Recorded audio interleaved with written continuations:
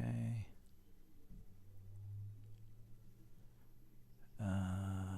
No, I don't want that. Let's see. I think I'm live. Your current live stream. You should. Moderation helps everyone. Oh, okay. Moderate. Hit the thumbs up button. Trendspider's still on sale. I'm back in my home. I guess there's fewer. Let's open up the podcast. I've got my big screen back, so I'm happy about that. I've got to mess with the podcast. I've also got some pretty good.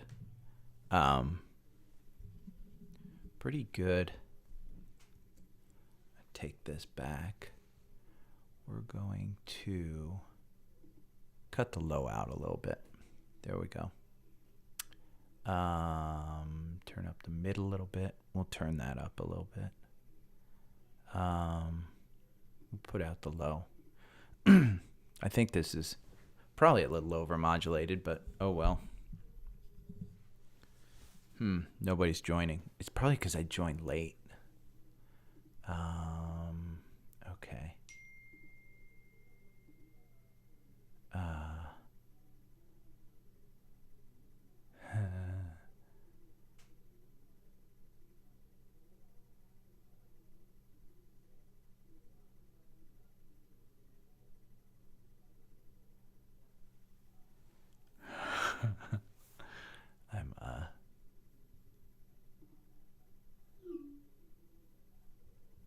I've got to quit my messages because that will keep coming up. Okay. We're going to pull this back. We're going to do some scans. Hey, Emmett.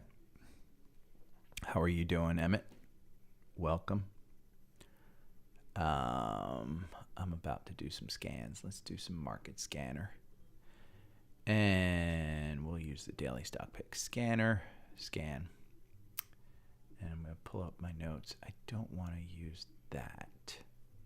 That is my personal sheet. Scans. Ooh. Pan W. We're going to have so many freaking scans come up. Microsoft, Tesla, Amazon, Snowflake, TSM, and everything's down today, by the way. The reason we're going to have so many cross-ups is yesterday was just a record day. So, and you guys can hear me, right? Emmett, you can hear me. I got to pull this. Pretty sure you guys can hear me. Yeah. Okay. And you guys can hear me. I've got that. Going to move today. I'll put SOXL in there. And Emmett, if I knew exactly what every stock was going to do, rule number 1, never listen to anybody on the internet. Rule number 2, never listen to Jim Cramer. And rule number 3, we're all just guessing. So, and this thing does seem to be a little bit loud. Let me move my compressor gain down. We're going to move this down a little. Okay, there we go. That's probably a little. No, that's probably a little bit better. We're going to move it back to 8. There we go. Okay. I'm going to turn the volume down a little bit. That may be why I'm super loud. Okay. In the core portfolio, wow, we had a lot cross up. Let us move to my brokerage holdings, which I have to alter. XLK I still own. Okay, I can put that one up. IGM, Square, Snow. I still own all of these. IGM, Square, Shop. I do have Shop up there. Walmart. I do have that up there. Okay, I got that in the core portfolio. Let's look at low cost Vanguard ETFs, VBK, VUG, VNQ. Let's look at spider sectors to see what sectors went up. XLK is the only sector.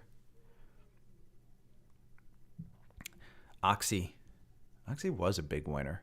I don't think it's looking that good right now, but here's Emmett, the long play for Oxy and all the other energy is you're at, here in the US, you're at $2.99 a gallon. Morning, Justin. I think that's the average as of today. You're going to be back at $4 to $5 a gas by springtime. So your long-term play is energy. I don't care what anybody says. When China starts opening up, you're going to see quite a move in gas. From a demand standpoint, you're still at a supply demand, because as long as Russia's in Ukraine, you're going to see it move. Meta, oh God.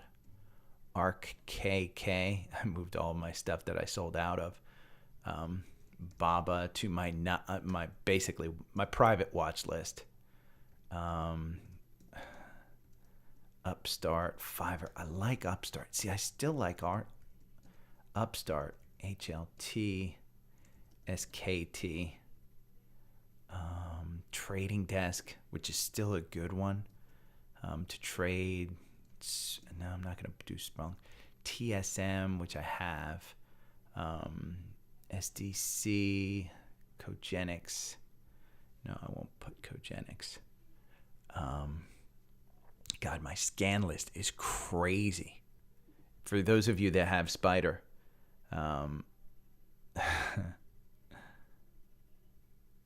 Justin, legend, absolute legend, Justin. If you did that,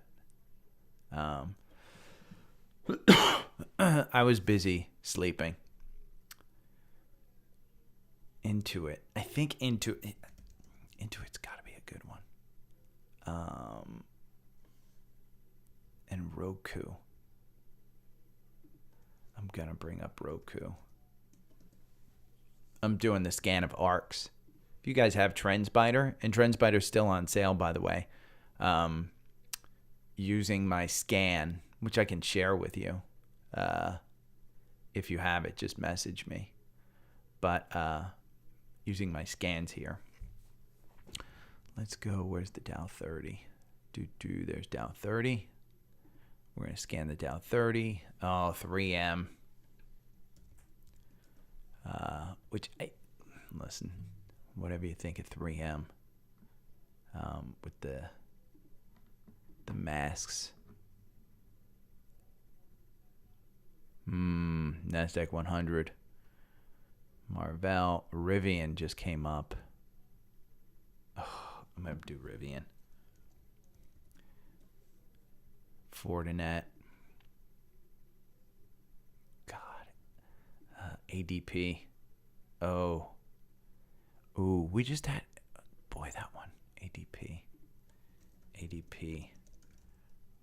Breakdown. Because we had that... Yeah, Justin... you can play both sides. I had a meeting yesterday with Fidelity. And it was...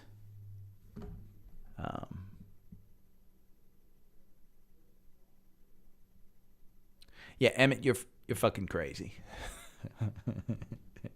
Emmett, you're out of your fucking mind. Mullen has no value whatsoever. You can play it, but don't say you have a good feeling. The only good feeling you have is like when the Giants, you have a good feeling that the Giants are going to win. The fucking Giants ain't going to win. Daniel Jones is going to throw a shit ton of interceptions. You ain't going to win. That's the good feeling I have every freaking day. Every time I watch the Giants. You're out of your mind. But what I was going to say, Justin, is I had a meeting with Fidelity yesterday. And we went over some of my trades over the past year, and it's my financial advisor, and he's great. And he said, I probably shouldn't tell you this, but here, I do some trading too. And we talked about indicators and all of that stuff. And one of the things that we talked about was scalping. And he is a fan of scalping. And that's essentially what you're doing. So I like it. I like a lot. Let's go and do the energy sector. I probably should do healthcare too, but is there anything in here that I really like? NGL. Boy, that one's coming back a little bit. It's a partnership. Nothing that I'd really say. Ooh, let's get on top of. Justin, I'm a Giants fan too.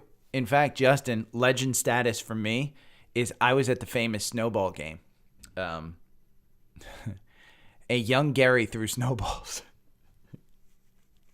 So, by the way, Corey, if Corey tunes in, he gets legend status for after my, hey, I sold everything and it went over. He wrote to me on Instagram and he said, dude, whenever you said I sold Coke, he goes, I lost it. So,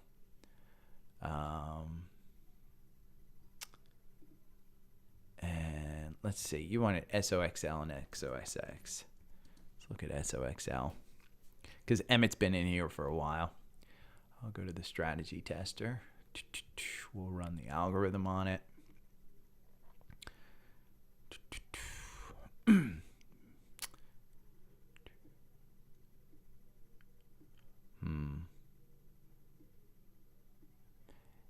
Emmett, I don't want to say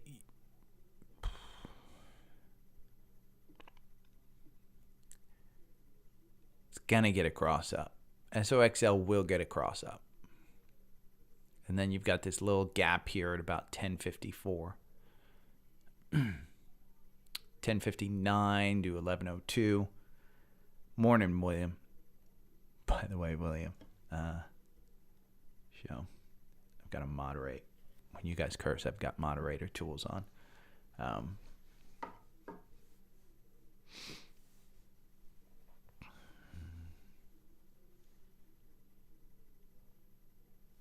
Yeah, exactly. Twice. Well, not only did they beat them in the undefeated season, Manning beat them in the second Super Bowl, and he's the only guy to beat Tom Brady in a Super Bowl.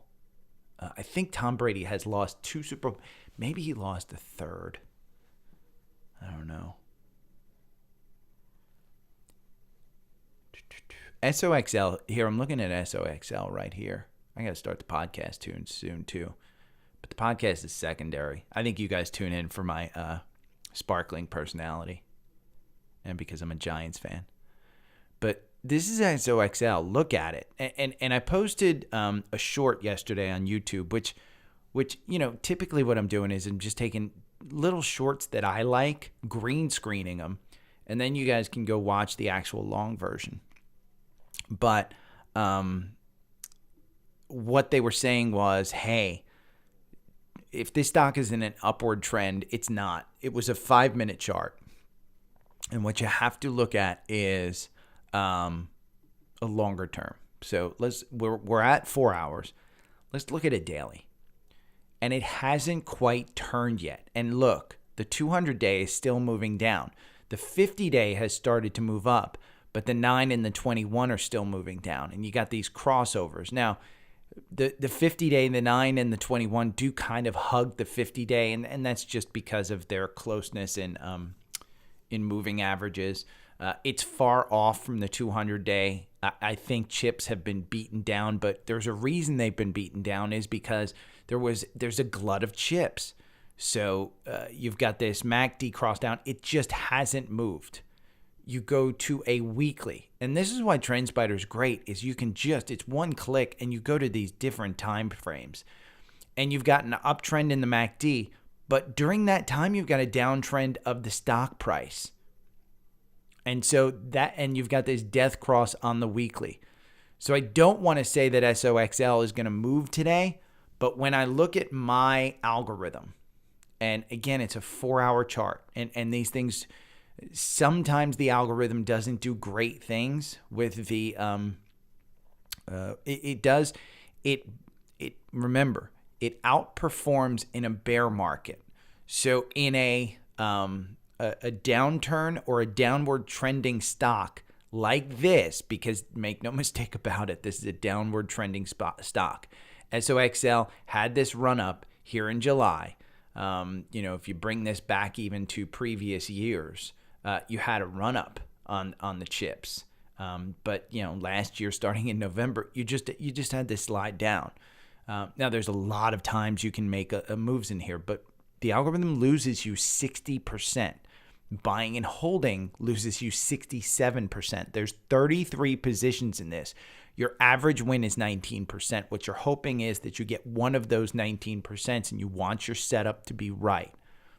Now, do I think that this is one of those 19%? Because here, look at this setup right here. You're below the oscillator. You've got an RSI of 29 right before, and you make this move back to the 200-day. So let's take this little section right here. This section. Oh, stop. What are you doing? I got to get used to my trackpads and stuff again.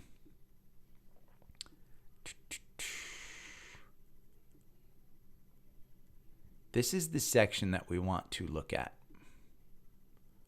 Right here. That's a 40% gain right there. See that 40% gain? And right before it, you had an RSI of around 30. Perfectly set up. MACD is down below there. Bollinger Bands are cinching up. I'm going to remove all annotations. And see that move is what you want. You want this, the RSI, the MACD, you want the Bollinger Band synced up. See how they synced up kind of right afterwards? It kind of went in a little early. But you got this gap up there. Look at the move we've got here. Now, it hasn't given you a trigger yet. It hasn't given you a cross up. So take a look at that. I think you're looking good because you're coming off of a 32 on the RSI. Looks like you're moving up in the there. I don't try and time it. And in this market, you could get killed trying to time this stuff. So, but, Emmett, that's my look at SOXL for you. Man, you guys want me to check out a lot. And I was going to do a quick one today. This is going to be like an hour and a half to end. I'll look at your stuff after I do the podcast. How's that? Let me see. SOXX. Yeah, I mean, this is just, see that ascending triangle? I mean, I don't think it's unreasonable to think that you're going back up to 380s above that 200-day. You've got this MACD kind of crossing up here. I think you could definitely swing trade this one. It doesn't move. This one doesn't move as fast as the triple levered. So, it's just a matter of taking a little bit more time, a little bit more patience. Let me see my brokerage holdings. I sold out of Abbott, so I'm going to not owned. I haven't sold AMD, Devon Energy I didn't touch. Microsoft, Oxy, Pan W, Pepsi, Shop, Snow, Target, Virus, everything else I still have. Okay. Yeah, I know we play the Eagles this weekend, Justin. Actually, that was going to be the only reason I would stay up in New Jersey. I was invited to the game by Mr. Jim Cramer. I'm kidding. I would go if I knew Kramer was going because I knew the Giants would win. Because you know what? Inverse always wins. Okay. What am I going to go over? Wash sale. Oh, yeah. I got some stuff for you guys. I'm going to do a quick podcast. Let me do that. And then what I will tell you guys is hang on till after the podcast. I'm going hiking later today, but I've got nothing to do. So if I'm late on hiking, and it's going to be by myself, so yeah, just hang out. I'll look at some charts for you. It's 9:15. The market's about to open, and I think everything's moving down. Hopefully nobody was stuck on a Southwest flight. Okay, let's do this. Where's my garage band? There we go. I gotta tell you, it's so nice having the big screen back again. So nice. Does that affect? I gotta move this down here. I'm gonna move this over here. And then let me make sure you guys can still see stuff. Yeah, you guys can still see the charts. Boom, boom, boom, boom. Okay.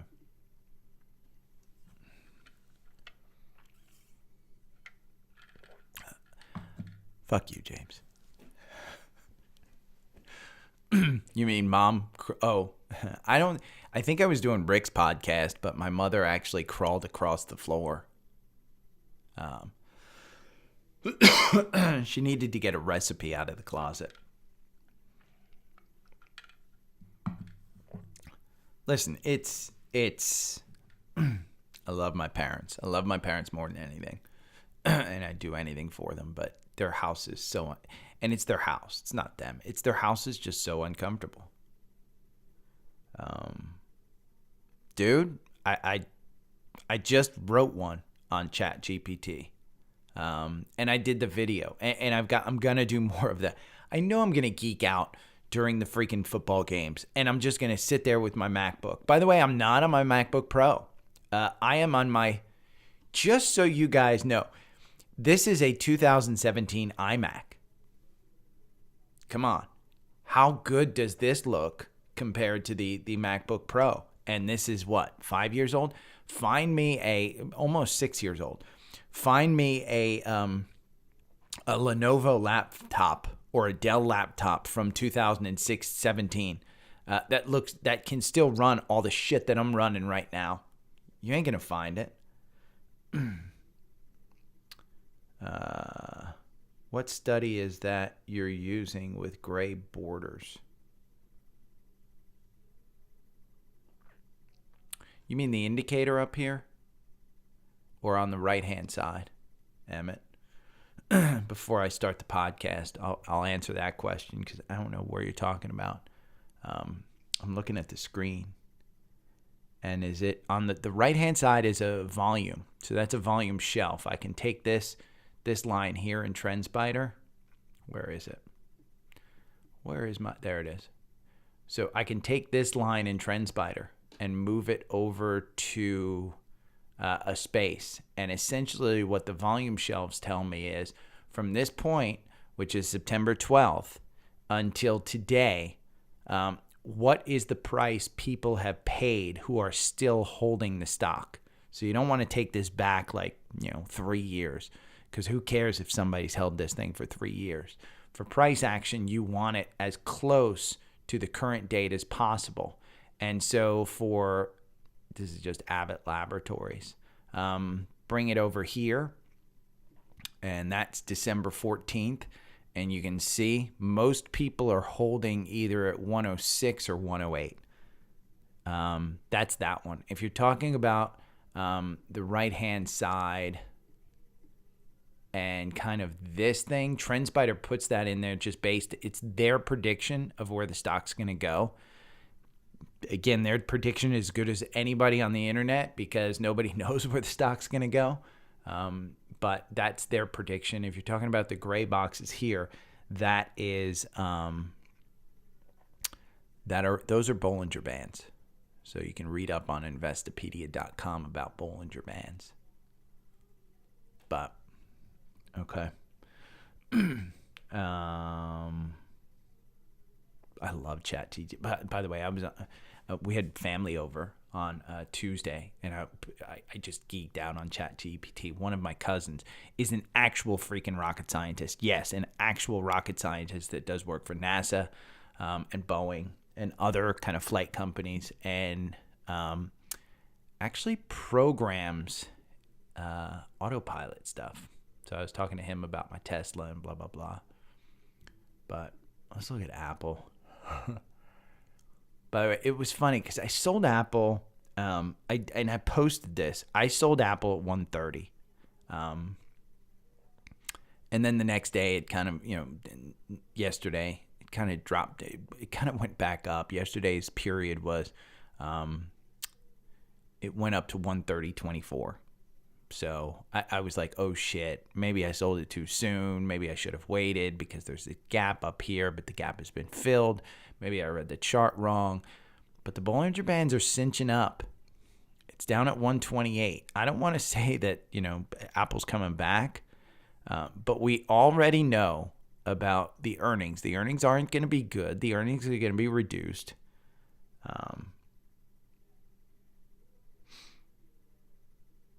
Yeah. Still, next year, 5 years from now, are you upset that you bought it at 130? Hell no. Are you upset that you bought it at 150? Hell no. I'm a huge believer in this one. One of the things I do want to go over with you guys is, and I want to make sure that I still, this one.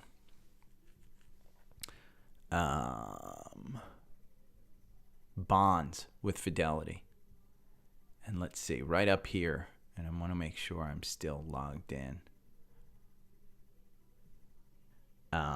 Right up here with bonds. Boom, boom, boom. This was a great tool. I'm going to go over this on the podcast. Okay, I'm going to start the podcast now.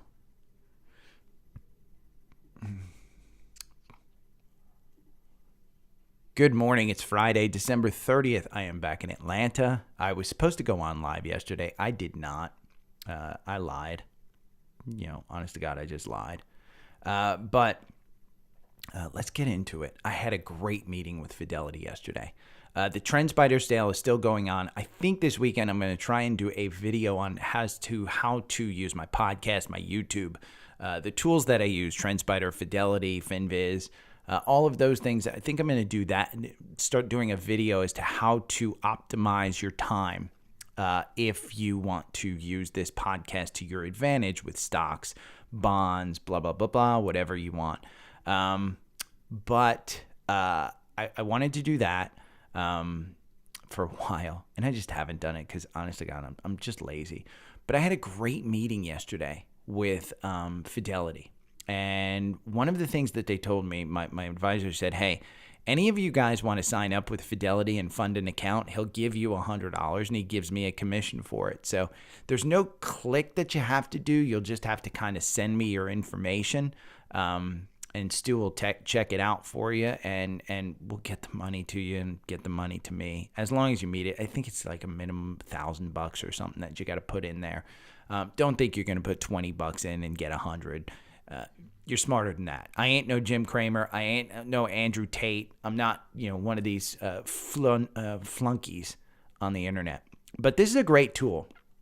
And if you have Fidelity, you can go up to News and Research and you go to Fixed Income Bonds and CDs. And essentially what Stu and I talked about is I've got all this cash and I am going to deploy the cash. I'm subject to what's called a wash sale rule on some of these stocks that I can't necessarily buy back into. And if you want to know what a wash sale rule is, here's Investopedia. I ain't going to read it to you. It's basically if you sell it for a loss and you take it for a loss, the IRS, and for instance, you sell AMD and you sell it for a loss and you take it as a loss on your taxes 30 days before and 30 days after you can't have taken, can't have purchased a similar security. And a similar security is very kind of shady as to how the IRS defines it. But for instance, AMD, you sell AMD, you take a $30,000 loss on it. You write it off against a $30,000 gain. You can't buy it for the next 30 days. But you know what you can buy? NVIDIA. You know what you can buy? Qualcomm. Even to the point where if you sell one of your Vanguard S&P tracking funds, just buy a Fidelity S&P tracking fund. It's not the same. It's a different company. It's a different makeup. So the IRS is kind of lenient when it comes to ETF kind of stuff. And mainly what we were talking about is bond rates. And so when you go up into news and research and you go to this fixed bond, and I am no expert in bonds. Listen, if this is your first time listening to the podcast, or I'm the first podcaster or YouTuber that you've tuned into, and you say I've taught you a ton about stocks, imagine you, or I'm the guy, I'm you in that situation learning about bonds, because I'm a newbie on bonds. And so what I wanted to do was, hey, Stu, tell me about bonds. I'm hearing about bonds. I'm hearing about buying into bonds. Tell me about them. Tell me a couple of things between coupons and notes, and you can do your own research. But, excuse me, let me take a drink of water. But on this page, and again, if you're on the podcast, tune in. I'm about 31 minutes in on the YouTube Live if you want to see the page. But we've got these U.S. Treasury bonds, and you can look at 9-month, 1 year, 2 year. You basically have your yields here. Okay, so and we were talking specifically about 1 year U.S. Treasury bonds. You've got, I think yesterday it was about 4.62. You've got 4.7. Click on that 4.7. And when you look at it, it pulls up all of these U.S. Treasury bonds. There's coupons, maturity date, Moody's rating, S&P rating, and the yield and price quantity. This is your bid and your ask. What you really want to look at is your yield to worst. And this is, again, this is just an overview. And I don't know bonds very well, so I implore you to do your research. But the way yields to worst was explained to me was that this is the worst that'll happen when the maturity date comes. So for instance, 11/15/2023, this yield to worst is 4.685. This is a note. So if you hold this until December 15th of 2023, the worst you're going to do is 4.685%. It's the worst you're going to do. The best that you're going to do is if for some reason rates get, halted. Jerome Powell halts rates and rates go down, because that's what's going to happen when he halts rates is the rates in the market will go down. That 4.65 all of a sudden becomes more attractive to bond people, and they're more apt to pay you a little bit more for it. So, and it's, you want to look at longer term bonds, because shorter term bonds won't fluctuate that much. But the reality is, because the absolute worst that you'll do for 1 year is 4.685. So you're guaranteed 4.685%. You could do better if for some reason the rate goes down. And again, it's on longer term bonds. Longer term bonds that pay out higher rates when rates go down, their actual asset value goes up. So you could be getting 5 or 6% on a 20-year bond that is currently paying. Let's go back. On a 20-year bond, let's look. 4.18. Okay. On this 4.18, the yield to worst is 4.18189. Say this one. It matures 11/15/2042. Your worst that you're going to get if you hold this for 20 years is 4.189% for 20 years. So you get it every year, 4.189. The best that you're going to do is that the actual price of the asset winds up going up, because say rates go back down to 2%. Well, you got a 20-year bond that's paying 4.189. You can probably, next year, say rates are at 2%, could probably sell out of your 20-year bond at the full 4.18 compounded right there, because it's down at 2%. Somebody's going to pay you for that fixed income because it's guaranteed income. So that's the way bonds work. I didn't understand this. I kind of get it now. They say, the last 10 years was a once in a lifetime in stocks. What Fidelity was telling me yesterday, a few folks, is that bonds are now a once in a lifetime opportunity. And it doesn't mean bond funds. There's a difference. Do not think that bond funds are the same as the bonds, because bond funds are in and out of these all the time. They're the ones buying it from you when the rate goes up or when the rate goes down. Bond funds have gotten hurt. So if you've had bond funds over the past year, you've actually wound up losing money. So I thought that was interesting. I wanted to kind of go over it, just show you guys exactly what was going on there. But yeah, and if you want to sign up for Fidelity, you'll get $100 into your account. Email me, message me on the socials. I haven't done this with anybody. There's no click to link. I hope I don't get overwhelmed with this, but again, if you want $100, fund in a Fidelity account, send me your information. I'll send it over to Stu. I hope I can get you. He didn't really give me an outline, so it's just kind of a gentleman's agreement, but again, it's a way for you guys to get into more of the tools that I use. So if you're listening to me daily and you want some of the tools that I use, and I told Stu, I said, you're not losing me because you have Active Trader Pro. And the market just opened up. So let's take a look real quick at some favorites. Boyle, natural gas is still going down. Let's see where Boyle is. Yeah, it's down 5%. You know what that means? KOLD is probably up 5%. Let's look. KOLD is up. Boom, boom, boom, boom. Man, Active Trade Pro. Yep, 5%. And if we go back to the Safari view, let's look at Boyle and KOLD.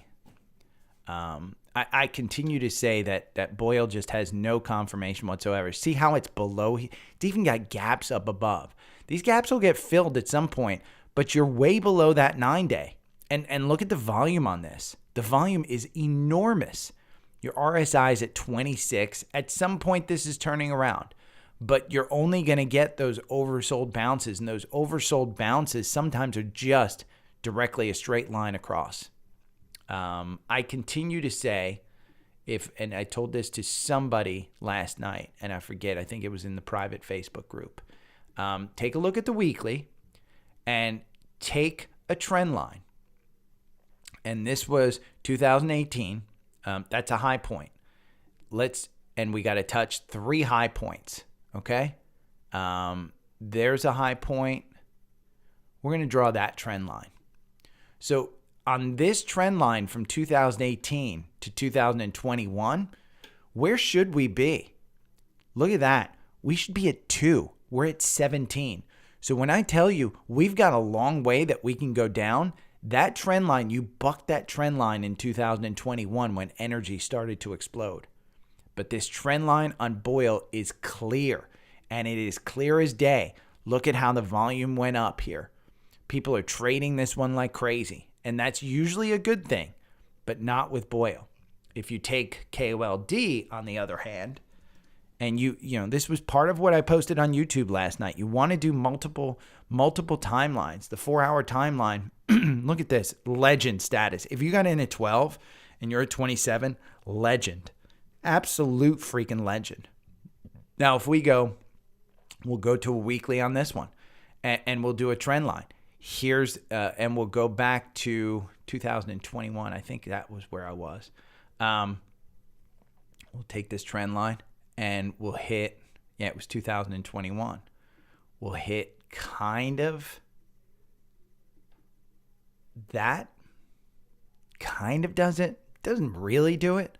But take a look at that. KOLD, while you're up, it's just kind of moving along the trend line. It's not a crazy move from a weekly standpoint. So you want to be careful of that. You want to use multiple timelines. When you're looking at stuff, that's essentially what you want to do. Now, let me take a look at some stocks for you, because one of them that I told you about, remember when Amgen went in and was going to buy, I forget which company, Dr. Tom probably knows which company, I just forget which one it is, but I said, hey, wait until it gets down towards that 200-day. You're kind of getting that 200-day. And see this cinch up of the Bollinger Bands? That usually means that you're going to go somewhere. And I don't know if you're going to go down. I don't know if you're going to go up. Right now, you're under the 200-day. You got in at 364, but you're trading at 362. It's kind of just flattened out here. I don't want to say that you're going to see this one move up, but the likelihood is that you're going to move up. You do have this gap down here between 252 and 254, but in all reality, I don't think you're upset at holding this one at any point in time. I don't think you're upset holding this one at 263. It is an expensive stock. Let's look at FinViz. 21 is the PE, but you have a 3.24% dividend. You were up 16% in 2022. So this is one that I've told you about, that I think on a pullback after they announced that they may buy that one company, that you could buy this one. Dr. Tom even agreed with me. So I think that's a good one. Another one that I think is a good one that has been beaten down is Costco. Now, I don't want to say that Costco's done going down. It has been my pivot of 500, my pivot of 488. I thought this was kind of the start. We've just seen it kind of get beaten down. You have earnings coming up March 2nd. So you've got no rush to get into this one whatsoever. There is a pretty good, if we look at a daily, support level at about 430. And it comes from back here, right at about the May 22nd. See where this dip kind of right here? There's a dip right here at 448, but this dip right here, I think that's where you're really looking at Costco at around 430, 420. At 453, if we get a current change up here at about 450, we got a 458. I'm looking that this one probably isn't moving significantly enough. See that Bollinger Band right there? It's coming down. It's cinching up. I think you're going to see a continued movement down. I think a lot of people have been taking profits on this one.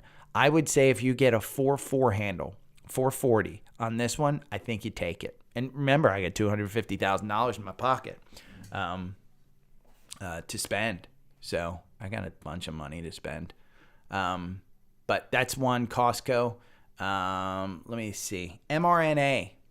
If you guys have read the news, China's in a nightmare scenario.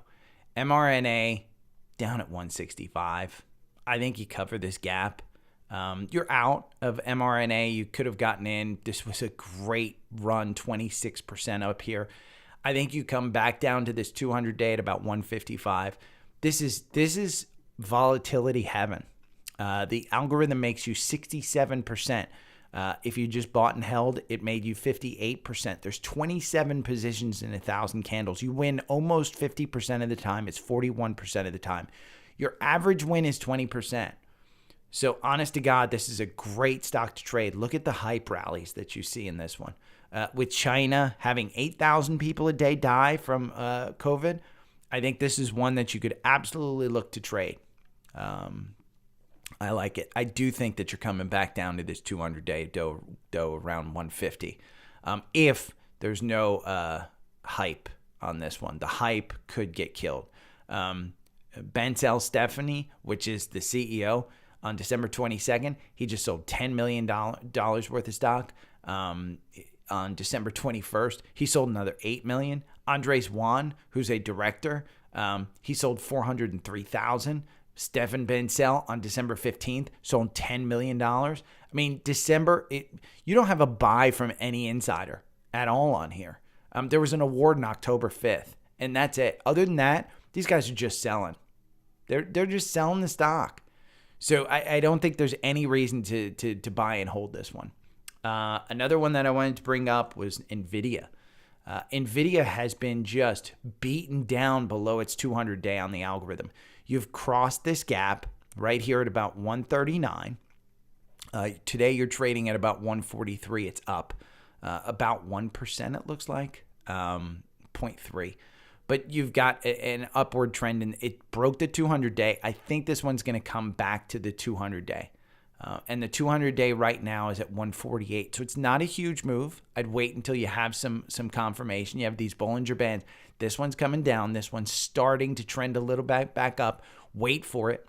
Your RSI's at 35. Your MACD's starting to cross up. Your earnings are coming up on February 15th. So just have patience. If we bring this volume back here to the recent highs in August, you can clearly see there's a volume shelf here at about 130, 140. The volume shelf that you're seeing right now is about 141. There's going to be some play in there. This gap was filled down to 139, so I wouldn't expect a gap fill on this one down because there's just not one available again. But I would expect this one to run with any kind of takeover in the economy whatsoever. Cleveland Cliffs, we've talked about. This one had just a great, I think it's in the middle of a run too. Yeah, 16.18 was the buy. You're at 16.41. Got you out with a pretty good gain here. You got all the way up to 18, I think it was. Yeah, 18, 19. You've got that all the way up there. God, that was a great run. You're trading at 16.38. The buy-in was 16.18. You're hugging this 200-day. The 200-day is at 15.71. You've got this gap that kind of straddles the 200-day, and that was on the day when they announced that they are able to raise their prices and increase demand. So Wall Street loves that crap. Loves that crap. All the energy. Here's what I say about energy. I don't care what energy you're getting into. Energy is just a buy and hold at this point. We can look at Devon. We can look at Oxy. We can look at PXD. Your gas prices right now, just to kind of put it into an energy perspective, your average national gallon of gas just went down below $3. There is China, which is going to open up at some point. They're just getting everybody today with COVID. I mean, it's a free-for-all with no vaccine. And that's, again, why mRNA might be good, because even the United States has told China, hey, we'll give you the vaccines. We'll provide support for you. We don't want to see people dying, and we see people dying, and we want to give you the vaccines. So any energy in my mind is a buy, because under $3 a gallon, the estimates are springtime, we'll be back to $5 a gallon. What does that mean? Energy takes another leg higher. And if you don't want to buy a specific company, look at the XLF. XLE. XLF is financials. XLE is energy. I don't know. Maybe I didn't get enough sleep. You have this cross up at 87.05. You're at 86.95 right now. You're just using that 200-day as a support. There's no reason to necessarily buy it right now. I don't see it moving up. But look at that legend trade from September to November, 27% on a freaking ETF. Imagine what the good companies within that sector did. And speaking of energy, Schlumberger. Am I saying that right? Schlumberger. I mumble. And some guy told me, by the way, when I on YouTube, he said I mumble. Yeah, I told him it was from the head injury when I fell. I think I've used that joke before. But this has a ascending triangle, which is bullish. You had this buy-in at 51.33 or at 52.72. The problem is it does get expensive. Its PE is 25. You were up 76% this year to date. You have a 1.32% dividend. You are only 5% below your 52-week high. So you are buying into strength there. Again, this is kind of the tech sector of the energy world. Halliburton, which is HAL. SLB, by the way, SLB is Schlumberger symbol. Halliburton, same thing. You've got an ascending triangle. $37.20 was the buy-in. You're at $38.68. You're buying at the high. But, again, you're buying into strength. So you're 11% below. You have a 20 PE, 1.23%. You were up 69%. Hey, this year. Yeah. So you've got the 200 days moving positive.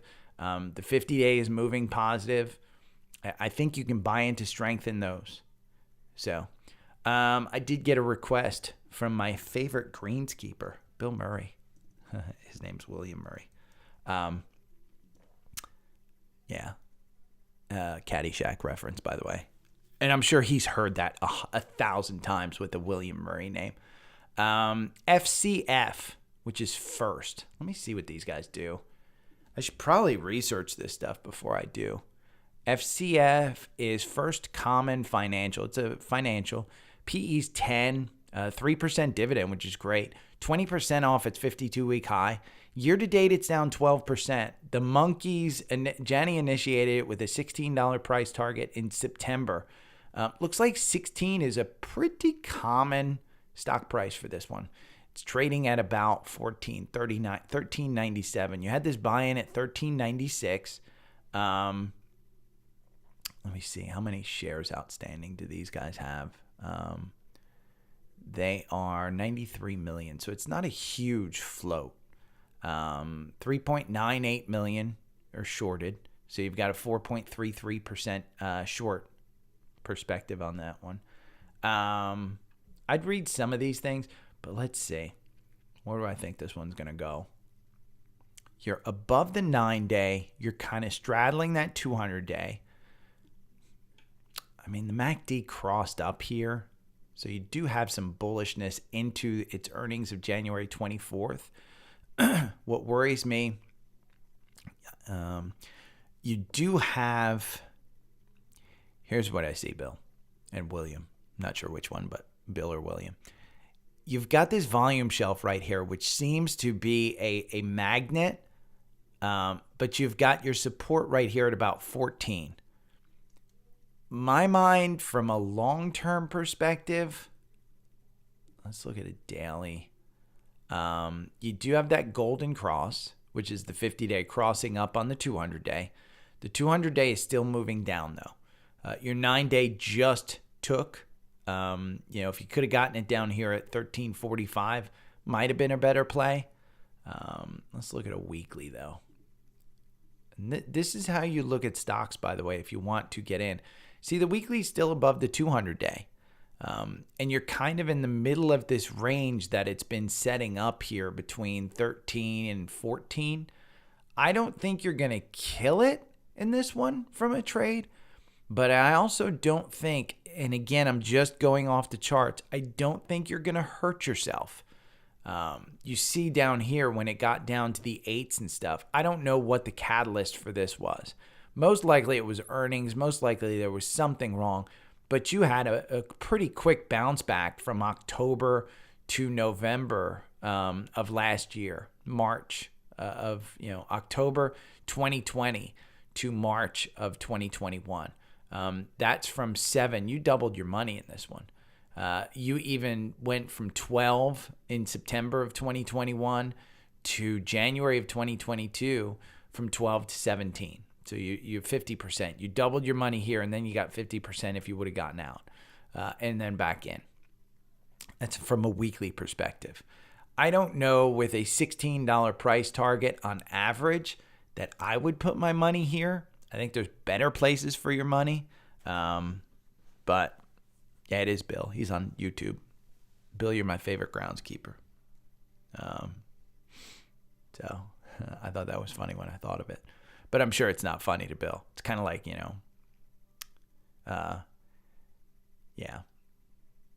he's heard it all before. I went over SOXL on YouTube, so you guys can tune in and see that one. Let's talk about scans. And yesterday I was sitting there yesterday watching CNBC as I was sleeping and coming up, just kind of, recovering from the drive. But I was sitting there watching CNBC and I'm like, oh, did I sell out too early? early in the week. And then I was thinking, it's just a bounce. This is just normal. It's just a bounce that we've seen all year. And I've got so many symbols right now to go over. I am probably not going to do this justice. But I will tell you, most of these, while they have cross-ups, I don't think you necessarily buy in here unless you think kind of like I do. And it's a gamble. And I was discussing this with Fidelity yesterday, and they're kind of like, yeah, maybe that's right. I think there's a lot of people like me who started writing down some losses in December. December was my worst month of the year by far. I'm heavy in tech.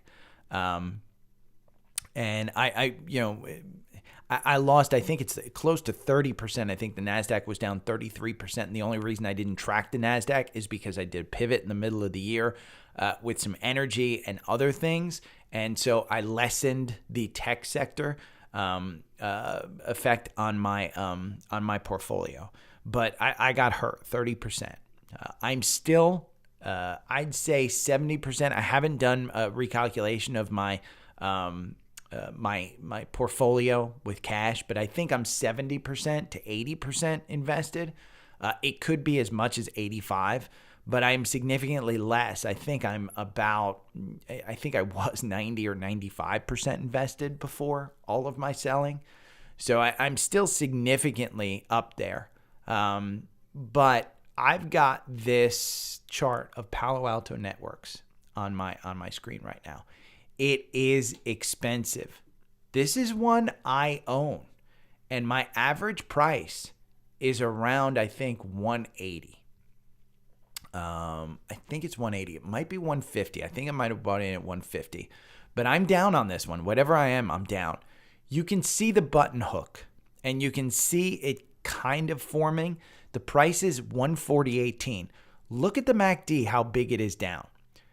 At some point in time, you're coming back to this 200-day at 167. This is a great company. This is cybersecurity. It is the leader in cybersecurity. They are not making money. This is a bet. You are down 24% year to date. Most of that is in the last month because you started out the month at about 180 and you've dropped to 140.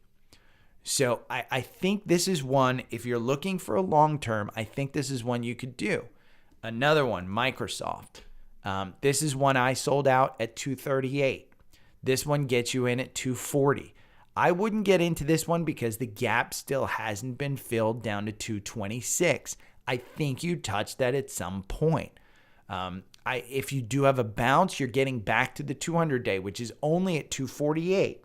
Probably not worth the risk. But that's short-term thinking. Again, if you identify it as a trade for let me say pornography. Yeah. If you identify this as a long-term trade, I was identifying pornography, spam, junk on the YouTube thing. But if you identify this as a long-term trade, fuck, you won't know the difference between 220 and 240. You really won't. I mean, honest to God, don't try and time it. If you want to time it, you go and look at a bunch of other charts. But this 4-hour chart, 240, I probably wouldn't do this. The algorithm makes you only 0.7% on Microsoft. Buying and holding makes you 10.7%. Like I said, in a bull market, the algorithm actually underperforms. So you have to pick and choose which ones you enter in. I don't think this is one that you enter in and you say, yeah, this is absolutely one that's going to rise. And again, this is a trade. Your average win is 7%. You win you win 29% of the time. So over 1,000 candles is not a bad bet. And here's the thing. If you're going to invest in this one, this is what's great about trying to make sure that you invest in good companies with good cash flow, with good management, with good products, is say you get in at 240 based on the algorithm and it goes down to 220. Are you upset that you held this a year from now, 2 years from now? No. And that's part of the benefit of buying into good companies and not risking it on some of these other ones like LabVIEW or Mullen. Don't roll the dice on those. Tesla has a cross up here at 121. I still think we go under 100 on Tesla. I think Elon is done selling. You see the button hook. I think you could trade this one. I might trade this one. It still doesn't have confirmation above that 9-day. The 9-day is 122. I think it's 120. I think if you close above 120 on this morning candle, I think you could buy in.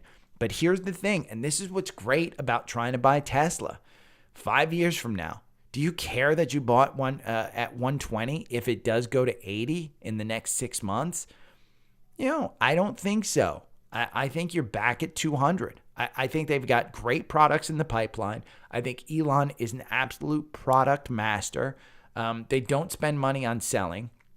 You do have a slowdown in EVs in China, in Europe, and the U.S. just based on some recession fears. But I think those come back. And they're losing some market share, but it ain't going as fast as everybody thought. And all of the other manufacturers are basically taking off the shelf some of their EV kind of movements. GM has said we're slowing down. Ford has said we're slowing down. Toyota has no interest in EVs whatsoever. So I think Tesla continues to move in this direction, and they continue to be the leader, and everybody else is just playing catch up. I will not buy anything else because there is no way I could do the road trip from New Jersey to Atlanta in any other EV with any reliability and not having stress. There's no stress whatsoever for me on that one. Amazon at a cross up. This is one that, again, long term, I think you're fine on this one. 84.14 was the buy-in on this one. I think it's a great company. I think they're in the middle of a turnaround. I just ordered stuff from Amazon today, dog food. It's great. I love it. It's not what's going to make them a ton of money, but Amazon Web Services still is the behemoth that it always has been. So I think you could buy this, and they will cut headcount, they will cut costs, and you're going to see this move back to 100. Right now, it doesn't have any confirmation whatsoever. Probably wouldn't buy it right here. I'm probably going to add to my position, but that's just one. Snowflake. This is in the core portfolio as well. I love this company. It's got a gap down here, all the way down to 127. You're trading at 142. I probably wouldn't touch it. I think you're going to see that 127 touch at some point in time. Taiwan Semiconductor. This is a Buffett added to this one. You have a cross up here at 76 under the 200-day. I don't necessarily know that you necessarily get into this one. I think you could come back to probably about 66, 67, but Buffett ain't timing this one. Let's see if there's any insiders.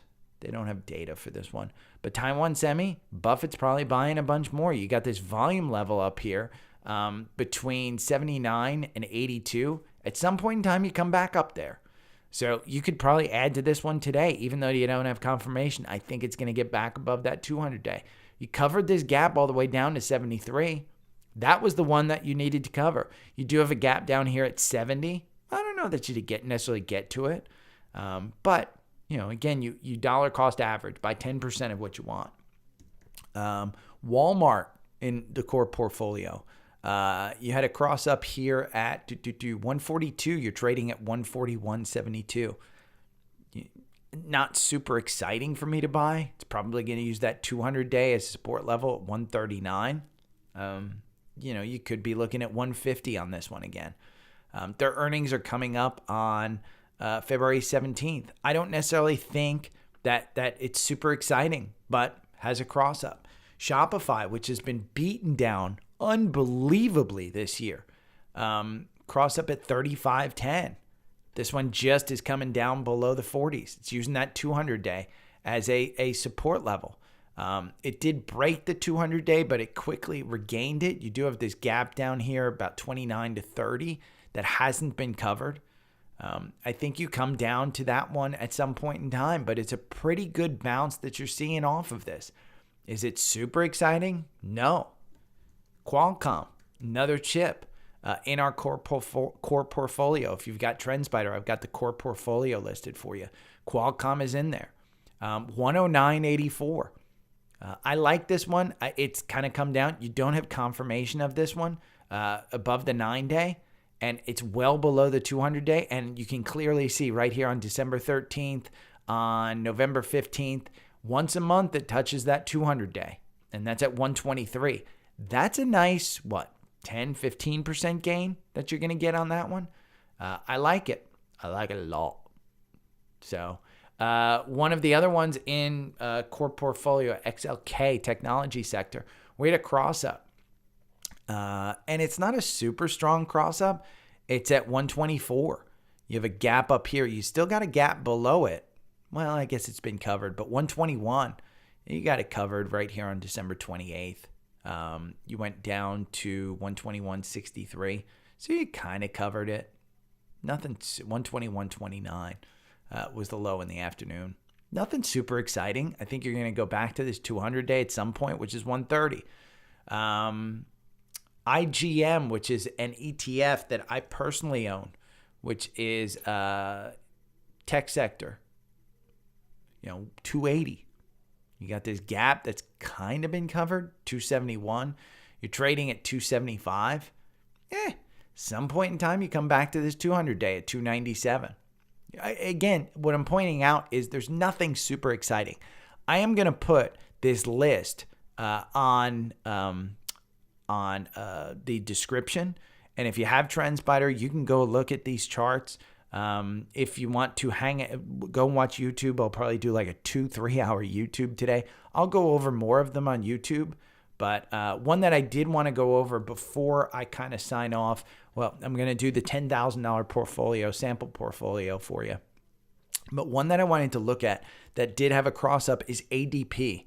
I went over this one when it was up here in the 260 portion, and I said, for a listener, and I said, hey, long term, you're probably fine. But this gap down here scares me between 244 and 246. You can clearly see we've lost everything, and you've lost all of its confirmation down there. Your RSI is at 35. You've got a strong MACD cross up. In my mind, I think you move back up on this one. It's under the 200-day. I think you move back up over the 200-day. And I wanted to bring that one up because had that person, they had inherited ADP and it was just a long term. Had you been trading it, you probably could have made some money on that one. But when we go to a weekly, it still doesn't look like it's broken down. I mean, 270 to 230. It's a big enough move that probably hurt your portfolio, but it's not something that where you're going to say, oh my God, I'm going to lose everything. Because the only time this one has even come down close to the 200-day has been COVID. And other than that, it hasn't really moved towards the 200-day. It's a great, great company. Good earnings, good management, good products. Their PE is 33. You pay a ton for this. Year to date, they're down 2%. SPY, on the other hand, is down 19%. QQQ is down 33%. So ADP has held up really well. So if we're going into a recession, ADP is probably going to hold up really well. You're 13% below your 52-week high. That's why I tend to like the algorithm on something like this.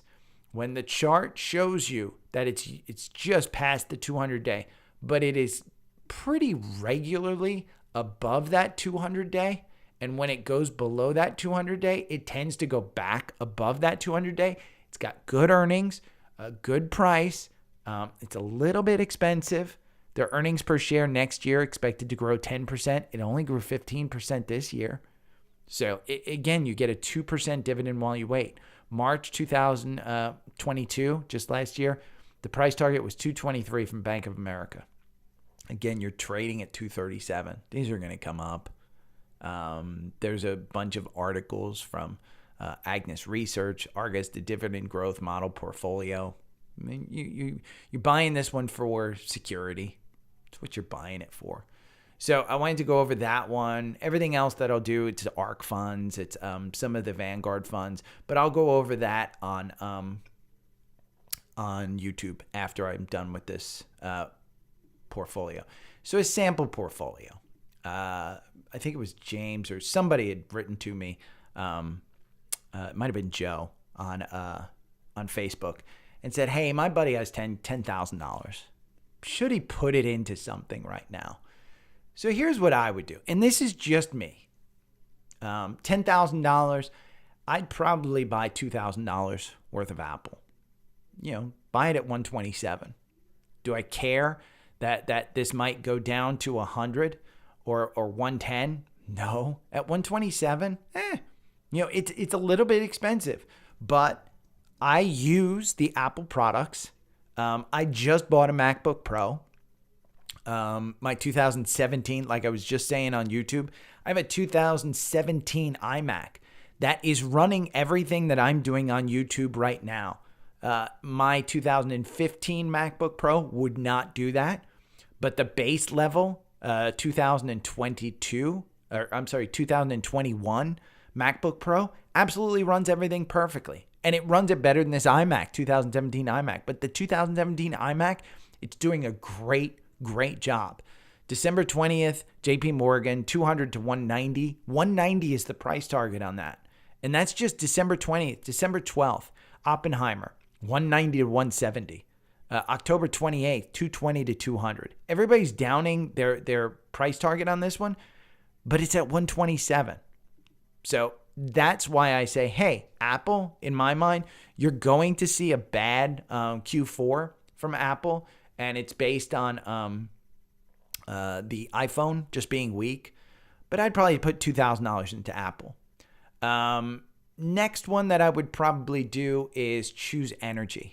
And I'd probably choose either Exxon or Chevron, one or the other. You could choose PXD. You could choose anything. I'd probably put $2,000 into energy. You could split that $2,000 up between energy. That would be my next guess. Then you'd probably want to go to healthcare. Because if we are going into recession, healthcare kind of is a good thing for a recession. And the one healthcare that I know that I like to trade, that I've owned in the past, I've traded in the past, I don't own it currently, and I should, and I constantly say this, is United Health. It's down here at 527. You can see it hovers around this 200-day. If we go to a longer time frame, we go to the daily, you can see the ascending triangle shows up. So it should see a bullish move. 527 is not a horrible price for it. I'd like to see it closer to 500, but I'd probably put $1,000 into this. So just between those three kind of stocks, or three, Apple, Energy, and United Health, you're halfway there. The other thing that I would buy, and it, again, this is just off the top of my head. I'm not doing anything crazy. But I would buy some of the Vanguard S&P 500. And low cost Vanguard VOO is the big one that I think a lot of the high net worth group guys just buy. Now take a look at this on the algorithm, because it's an interesting one. You just had a cross up at 352. This tracks the S&P. You get dividend on the S&P. It's a good buy. Back here in October, it got down to 338. I do think you'll see lower prices on this. But of the remaining 5,000, I'd probably put $2,000 into this, because it just buys you some time. So now we've got $3,000 left. Where are you putting the additional $3,000? Let's look at our core portfolio. You might want to buy some Target, maybe $500 worth of Target. 143 is the cross up. It's at 148. I do think at some point in time you cover this gap between 167 and 177. And I think you do it sometime in the next year. So, and a lot of this, by the way, you can trade around. You can, buy and sell Apple. You can buy and sell, say you sell your app, you wind up buying it at 127. Then next year it's at 150 sometime during the year, and you want to take some off the table. You take some off the table and buy Microsoft. You just can't buy, or you take some off the table when it gets to 150 and you wait for a couple of days to buy it.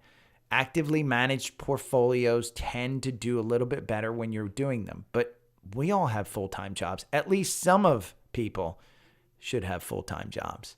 But yeah, I'd probably put some into Target. I'd probably put some into Tesla. Honest to God, I'd probably put another 500 into Tesla. It's a kind of, it's not going to change your life kind of thing again, but I do think that Tesla, gets back to 200. Put 500 into Tesla. So now we got 2,000 left.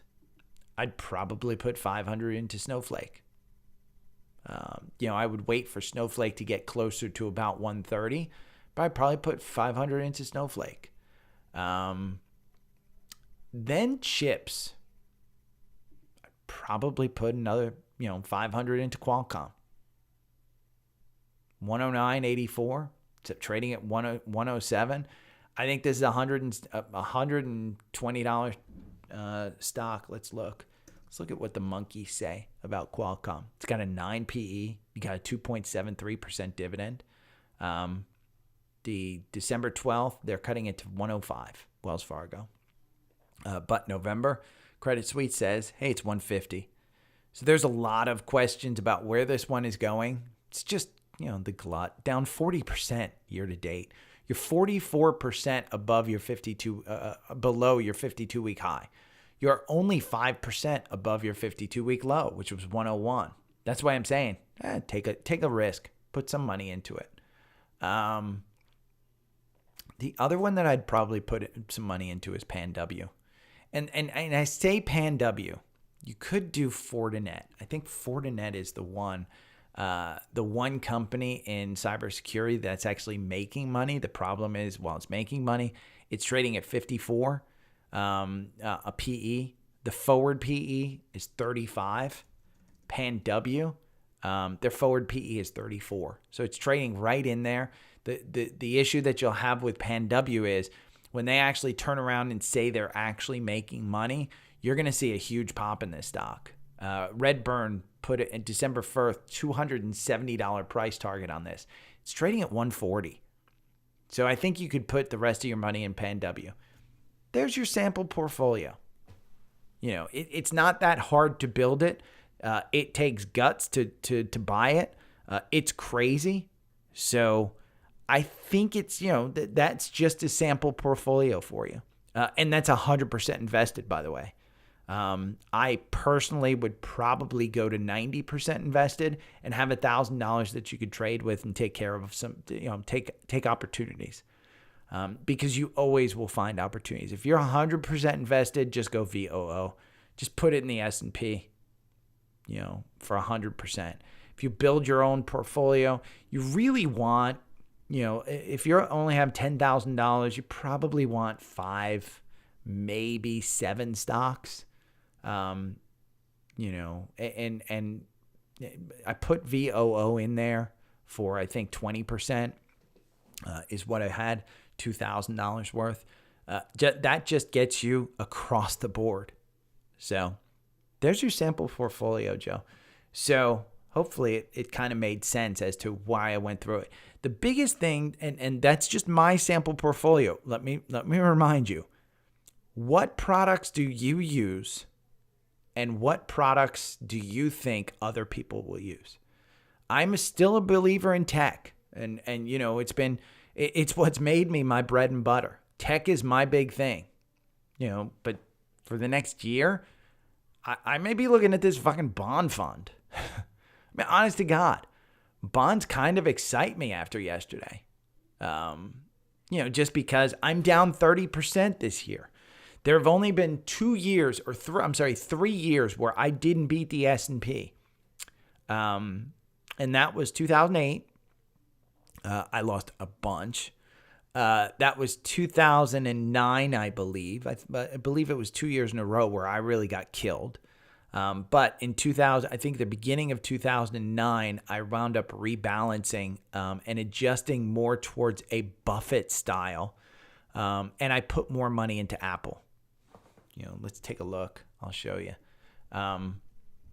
Because I just thought, I know we're in a recession, but Apple's going to, kind of kill it, blah, blah, blah. I just thought, remember you were paying like nothing for cell phones at that point.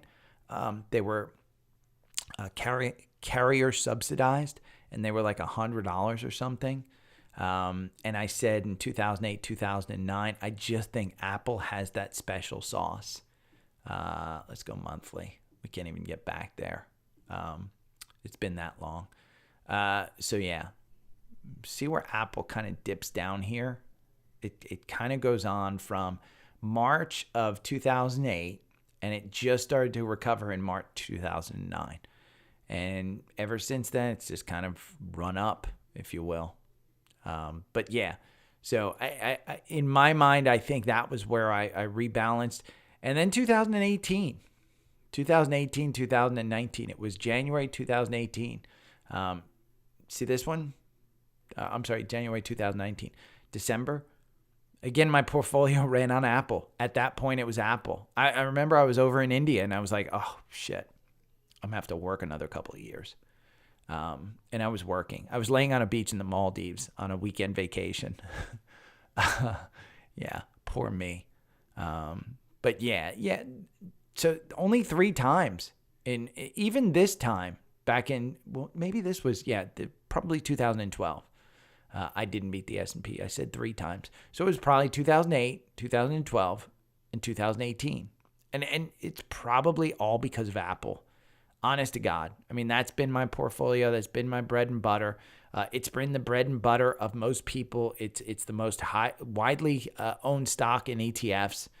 If the market is going to go down, Apple will go down. If the market is going to go up, Apple will go up. So I just think they are too good. Take a look at this MACD. I mean, this monthly MACD just does not look good. So you probably have more downside ahead. But your RSI is at 46. The last time it was at 46 was back here in 2018. So there's the potential that you've got another move in this one. So there's your sample portfolio. There's my reasons for it. I'll go over some stuff on YouTube here in a while. Yeah. Take care. And thanks for a great 2022, by the way. I hope I taught you guys some stuff. Have a great, happy new year. I'll have some stuff in the new year, specifically for people that signed up for TrendSpider. Remember, the sale's still going on. Sign up for the link below. You'll be able to get access to my watch lists, my scans, the algorithm. I'll give you the algorithm so that you can do your own charting and your own look at stocks. If you have any stocks you want me to look at, just hit me up. You guys see that I'll even do a sample portfolio for you. But remember, there's 3 rules that I always say. Rule number 1, don't listen to a moron on the internet. So don't listen to me on your investment advice. You guys need to know what you're doing, and you need to know if you don't feel comfortable, just buy VOO. Just buy an ETF. Again, this is hard. When you have a full-time job, trading is not something for to take lightly, because you can lose your shirt in some of these trades. Invest in companies that make money. We're heading into a recession. Nobody knows how long the recession will be. Nobody knows how short the recession will be. Nobody knows anything. Even the people on CNBC, they don't know stuff. I mean, everybody's just guessing. They're using the information that they have to basically come up with a thesis. And that's what this is. So if I taught you guys anything, it's rule number 1, don't listen to a moron on the internet. Rule number 2, don't listen to Jim Cramer. Always number 2. And rule number 3, have a plan. That's it. I mean, trading's simple. Just have a plan. And so if I taught you anything in 2022, that was it. The 3 rules. Just, don't listen to a moron on the internet. Make your own decisions. Don't listen to Jim Cramer. which is number one. I mean, the guy charges $600 freaking dollars for a texting service. God, I have a problem. But he knows what he's doing, and he is hardworking, so he will make you money in the long run. But it ain't worth $600. Spend $300 on TrendSpider and get my algorithm, and you'll do better than Kramer. Guaranteed, you'll do better than Kramer. But again, number 3, have a plan. And if you want help creating that plan, hit me up on the socials. I'm happy to help you guys. That's what I'm here for.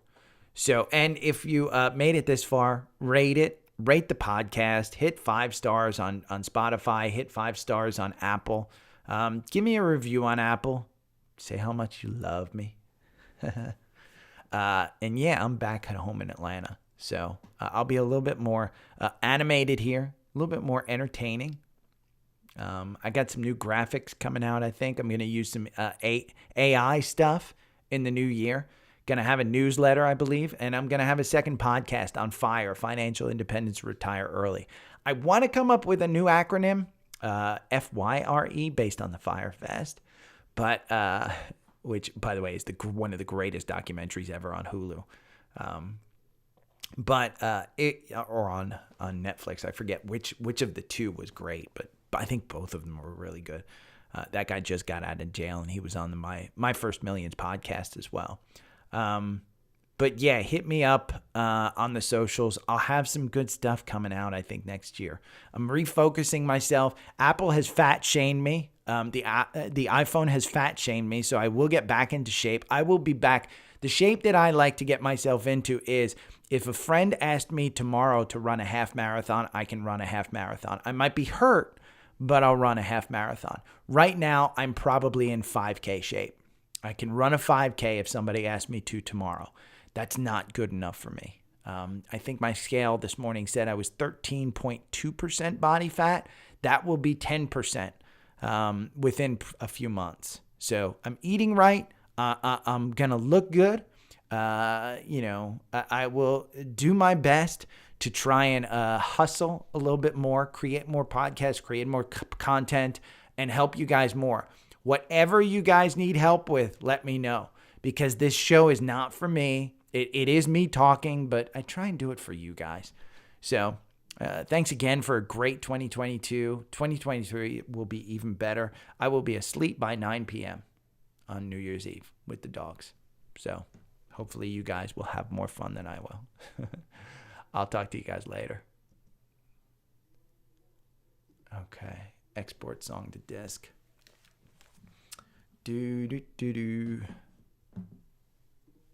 Now I got to look at all your comments.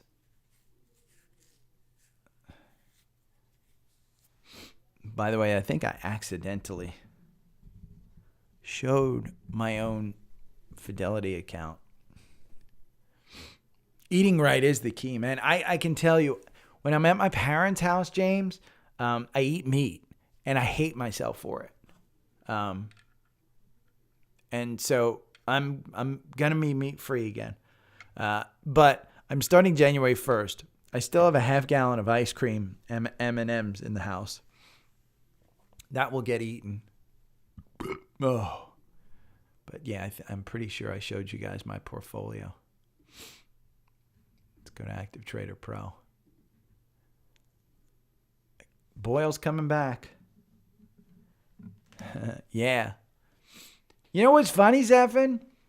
It was this time last year that my friend Nikki said, she told me, she goes, "You talk too much. You need to start that podcast of yours up again." Because I started this in 2020. If you go back and look at the first episodes, man, good God, it was horrible. I think I talked for 5 minutes. And, yeah, everything's baked into, into the thing. I don't have New Year's resolutions. I kind of use it as a time to reset and restart. And I think over the past, and I told my friends this over the past couple of weeks, since October, I have gotten lazy and I have gotten comfortable. And life isn't supposed to be comfortable. Think about nature. And I revolve my world around nature. Like for instance, it's funny. My parents always said to me whenever I leave the house and go to drive back to Atlanta, they're like, why don't you just get a hotel room and stay in a hotel room? And I say because I'm fine doing, driving that distance. It's really not that much of a problem. And I can just lean the seat back at a rest stop and catch a couple of hours of sleep. And I don't need 8 hours in a freaking hotel room with a delivered pizza watching TV, because that's essentially what I'd be paying for. I got the dogs with me, so I'd have to unpack and stuff like that. But life isn't supposed to be comfortable. And there's a YouTube channel called Yes Theory. And the guys have kind of lost their way, in my opinion, from what they originally started up. But their actual slogan right now is seek discomfort. And I do believe that is what life is about. I like VTI. Here, let's go back to Safari. I don't think anybody listens to the podcast, and most people listen to the podcast in the afternoon, so I don't have to rush to post it. VTI 191.8. You ain't gonna lose on this one. This is total stock market. You got your gaps back here from October where you hit your lows. Zevin, you're young enough, man. That VTI, that ain't gonna hurt you. Look.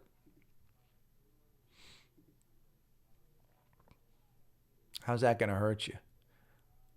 The only other time it's hit the 200 day was 2019 when they raised rates, COVID, and back here in October. You could have more downside to 173 or so. You ain't gonna lose it. You'll be fine in that one. Again, these are low cost. These aren't supposed to be. It was a great. You guys will like this one. My Fidelity guy brought up. He has a client who has millions of dollars in assets, but the wife is very scared of the stock market. So they invest in what's the long-term savings?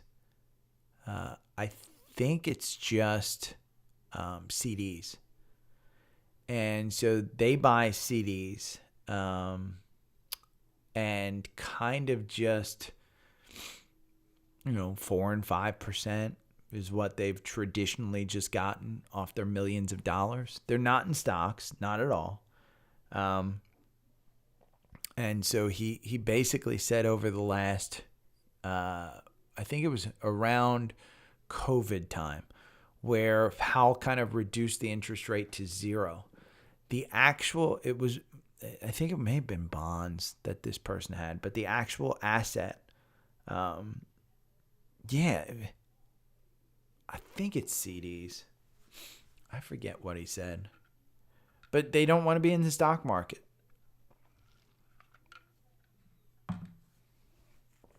I'm having one of my ADD moments where I can't think of stuff. Man, before I get in there, let me go. Active Trader Pro. Let's see. Indices check. Let's see how much I've lost today.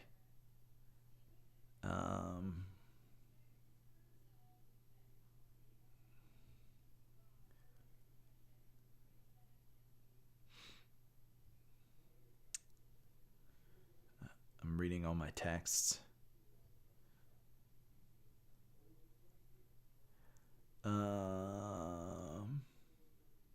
It's ugly today. Down 0.82. So I'm beating the NASDAQ, but losing to the S&P and losing to the Dow.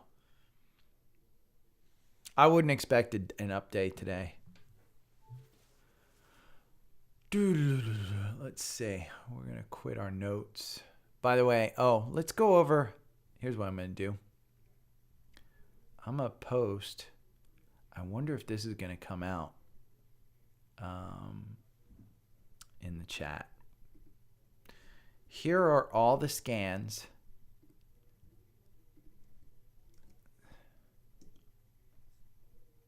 Let's see what comes out. Oh, comes out as a jumbled mess. Okay, it's an eye chart, so you're going to have to figure out which symbols are what. But there's the symbols I'm going to go over. Because those are all the scans that came up this morning based on yesterday. So PanW we went over, Microsoft we went over, Tesla went over, Amazon I went over, Snowflake I went over, Taiwan Semiconductor I went over, Walmart I went over, Shopify I went over, Qualcomm I went over, XLK I went over, IGM I went over, Square Block is one I didn't go over. And again, I think it's kind of the same thing. You just don't have a strong confidence that this buy is one of your absolute 100% wins. The algorithm loses you 66%. Buying and holding loses you 71%. You win 27% of the time on 33 positions. Your average win is 7.99. So it's not a bad trade, but you've got some big wins like this one where you made 17%. So that's what's really dragging your percentage up. When you look at a long-term perspective of Square, from a weekly perspective, you're still kind of in a downward trend. That 50 days clearly moving down. You're cinching up on the Bollinger Bands, but I wouldn't expect a huge move up in this. See that 200 days just kind of flat. There's nothing there. VBK, which is small cap. This is one that of the vanguards, like Zephin just said. VTI. VBK is small cap. It's a great way to get into small caps. Small caps in a recession probably won't do well. So I don't think I'd lead you into this one. But if you take a look at your weekly on this, you're below the 200 day. The last time you were below that 200 day is COVID. Time before that was 2018. So you're really having this session for small caps that started in May. You just broke that 200 day. But it traditionally doesn't trade significantly above the 200 day. So more than likely, between February and October of last year, this was just overvalued and it just got brought down. VUG is the Vanguard Growth. This is what got killed in the last year. 213 is the buy-in. And you can see it's under the 200 day. Last time it was over the 200 day was January. Well, it did get over here in August. But it's going to use that as its resistance level at 228. You're at 211. Again, these aren't trades. These are ones that you want to look for entries in the long term. Because look at the weekly. It's down below its 200 day. Last time it was below its 200 day was COVID. And 2018, it used it as support. So you've still got an opportunity to get in there at a pretty good price. Do I think that that's the bottom? No. You're just never going to time this correctly. You won't. VNQ, which is real estate. This is due for a recession. I mean, you're still overpriced on housing. Mortgage rates are still going up. Oh, you know what? I just realized you guys can't see a damn thing that I just went over. But VNQ, if you have TrendSpider, look up those stock charts that I just showed you. VNQ, VPK, VUG, and VNQ. VNQ is this real estate fund right here. And shame on you 9 people watching not telling me that you couldn't see anything. But VNQ, I wouldn't get into this. I'd be using DRN. I did get a cross up on DRN, I believe, which is the long. Yeah, the long on real estate. It got you in one day, got you out the next at a 3.7% loss, and it got you back in at 10.09. It's at 9.88 right now. I don't trust this one. There's a gap up here between 10.63 and 10.87. Might come back up there. You've covered this gap. There's no gap down below it. Still don't trust it, just with the economic data. Meta. Meta's an interesting one because they're talking about splitting out the metaverse and creating a new company. that would probably do you well to have this before that happens. Doesn't mean that the stock won't go down, but I think at 120, I think I'd still wait for this damn gap down here under 100. But when it goes under 100, I think I'd lap this one up again, because I think at some point this one comes back. I just sold all of the ARKs. ARKK and ARKW just had a cross up. Do I think they're coming back? Probably not. I mean, it's just, the economic growth is not there. And we can look at ARKW. There is ARKQ as well. That's autonomous driving one, I believe. I got a meeting in the new year with one of the ARK advisors, guys in my high net worth group. Nice guy, wants to retire and wanted to talk to me. Doesn't want investment advice, although I'm telling you, I will probably use him more than he'll use me for that stuff. But I've been talking with him. I'm not a big believer in Cathie Woods right now, because do I think 5 years from now her fund is probably doing well? I think so. The problem that I have is it's her thesis of making things more transparent. I think it kind of hurts her. So, and that's a longer discussion. C Limited, which is a software company, I believe. Let me just make sure I'm telling you the right thing. Electronic gaming and multimedia. Engages in digital entertainment and e-commerce. This is an ARK fund. It's not making money. The monkeys believe that it's worth $70 to $60. It's trading at $52.80. Do I think it's going back up to $60? It could. But there's nothing super exciting that tells me that one's going to go. Upstart. This is a phenomenal company with AI stuff based on loans.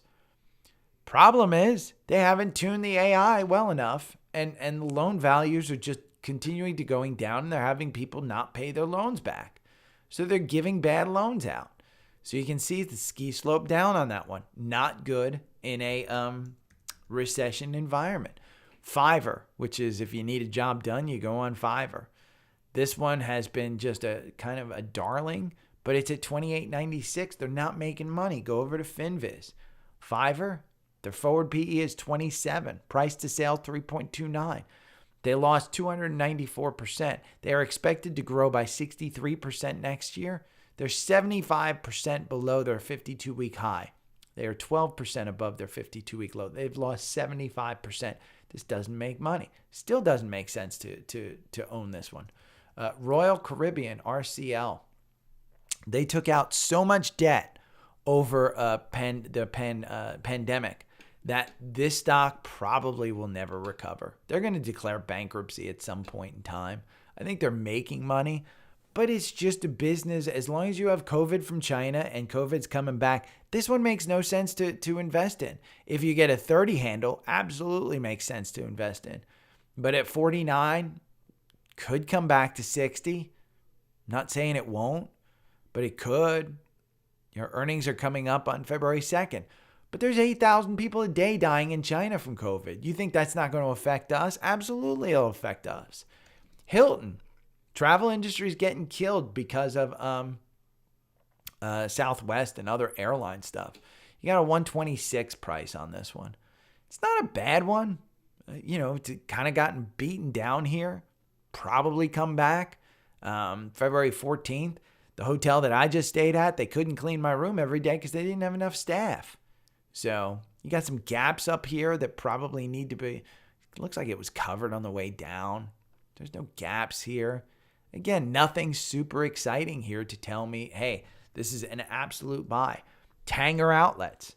I'd rather see you in Simon Property Groups, but Tanger Outlets at 18. Nothing really kind of exciting about 18. It's up above its 200 day. You got this gap that's kind of below here, down at 15. Consumer spending was up. The holidays were good. Their earnings are coming up on February 16th. Could pop back to 20, up here.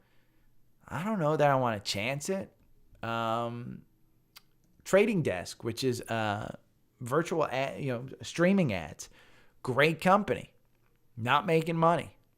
My my parents' friend, their son, who's now the CEO of Expedia, was the CFO of this company. They're not making money. By the way, he still says, buy this one hand over fist because they will be making a ton of money.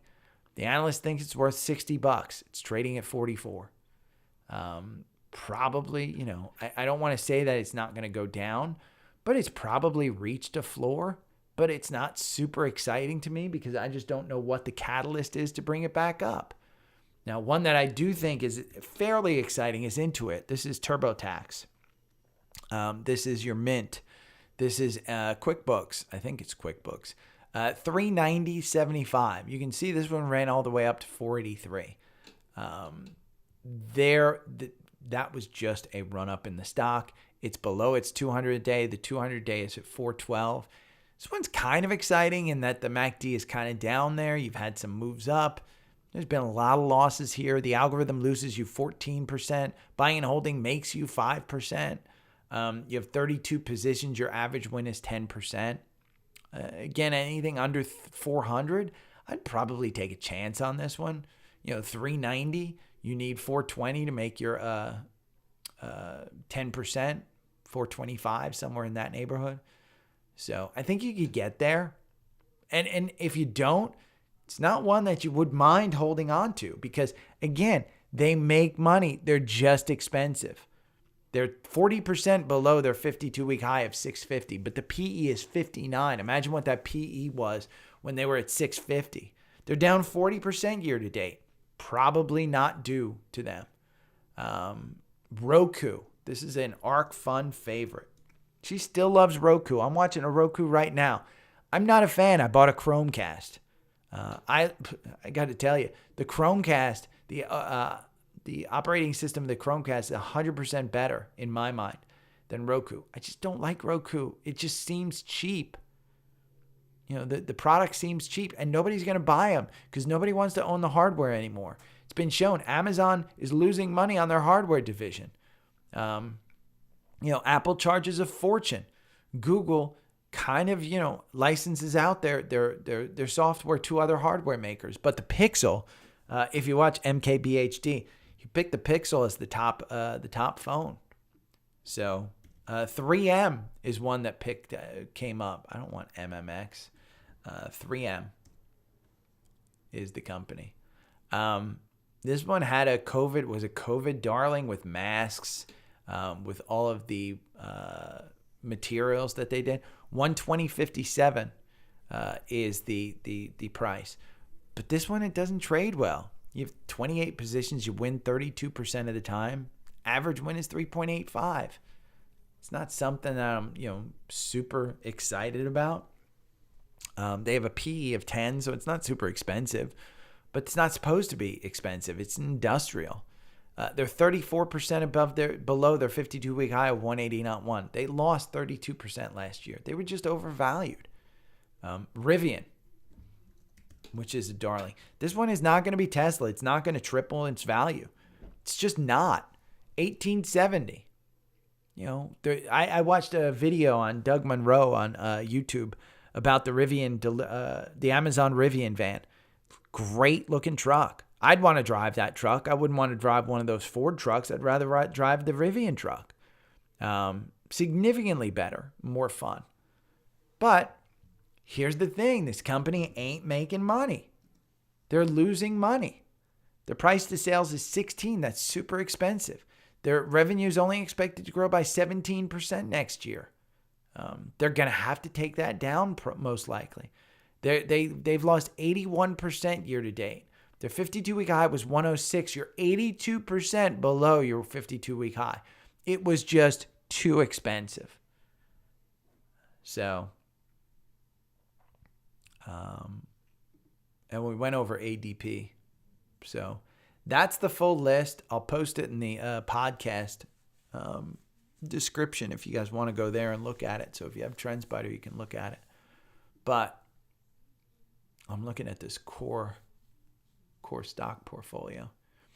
This has been a good one. Bank of America. See that 31? I would have been better off buying this than Wells Fargo. I still own my Wells Fargo. I haven't added to it, but I still own it. 41, I think $40.50 I paid for it, right around here. So you're 41.35. Amazon's great. I mean, here's the thing. Amazon's expensive. Make no mistake about it. Amazon's expensive. Their PE is 77. But this is a company that can cut their costs in half right now with all of the hiring that they did. Look at November 15th, 118 price target. What are you at, 83? 83.08. So you got big upside in this one. Trading below its 200-day. Take a look at the weekly on this one. I mean, that's ugly. It didn't even get below its 200-day during COVID. That's ugly. It's just ugly. And in my mind, it's not due to. Look at the weekly. The RSI is at 33. You still got the MACD going down. There's no reason to buy it right now. I mean, look at how far it's down. The Bollinger Bands are still moving down pretty well. It's not super exciting, but you know what? In a long-term portfolio, I like it to get back here to 180. It's at least going to get to the 200-day of 130. Maybe the 200-day comes down to 120. But again, there's nothing super, super exciting to me in the market. It's the end of the year. I do think January will provide a, look at this. We've got movement in Roblox. It's up 3% today. I think you're moving to that $30 price point. It never got to that 40. But Roblox, you're up 3% today. Taiwan Semi, you're down another 2%. Again, it's chips. The buy-in at 76. I think you're just covering this gap down here to 73. But at 74, again, I think you get to 80, which is your 10% move. So, and it's a great company, good quality. It's just expensive. Yeah. Costco down, almost 1%. 458 was the buy. You're at 453. Again, kind of just an expensive stock, but it's expensive for a reason. So I like it. I like it a lot. But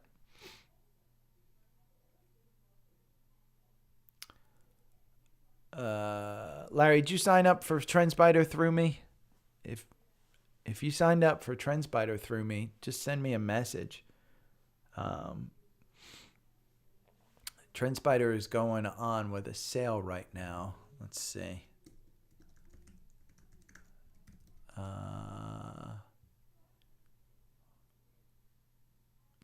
To plans and pricing. Let's see. $429 for you need the Elite. $35.75 a month. That's what it is. And if I can't make you $35 in a month, you're out of your mind.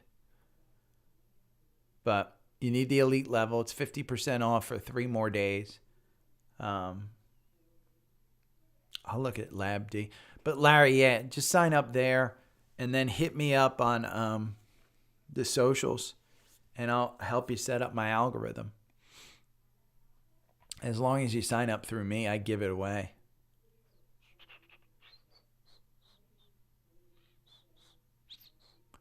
Larry, just hit me up on Twitter or Instagram, either one, or in the Facebook group. I can send you a message in there to set up the algorithm. But yeah, this is my algorithm, Larry.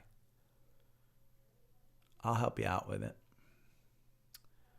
Okay, let's go over to Active Trader Pro. Let's look at LabD. Bum, bum, bum. And Larry, if I ignored you over the last week or so, I'm sorry. I try and the way TrendSpider protects your identity from me as they give me a portion of your email address, not the whole thing. They don't give me your name. They give me a portion of your email address. So I usually will get a message like, hey, I signed up and blah, blah, blah when people sign up. But if I ignored you, Larry, it wasn't my intention. I've just been wanting to get back here.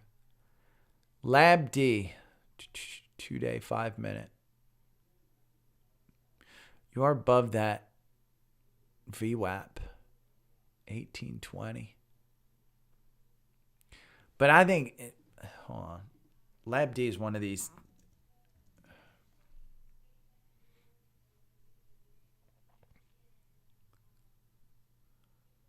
Biotech. Look, we're going to go back. James, I'm going to show you the degenerate that you are. Here's Lab D. Let's go to weekly. You can trade this one, but look at the trading range on it. Look at since September. You haven't made anything on this one. You've lost money since September on it. Let's go. Biotech is just not doing well. Look at the weekly.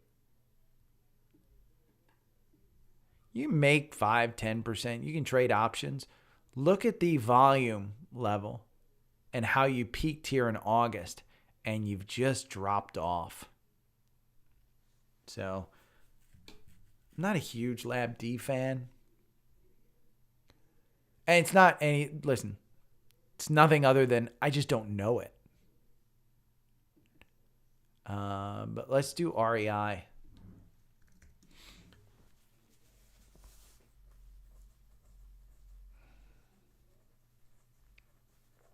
Larry, man, if you signed up for it, use their education too. Trust me, I can help you with it. But those guys you get free education. You can literally just schedule an education and show up, and those guys are great. It's one-on-one education. They want you to use it because they, like me, think that if you start using some of the tools, you will find it so incredibly necessary for all of your trading that you won't get rid of it. And honest to God, I won't get rid of it. I felt so naked without it. The 2 weeks, I think it was last year. I signed up for it. I got the Black Friday special.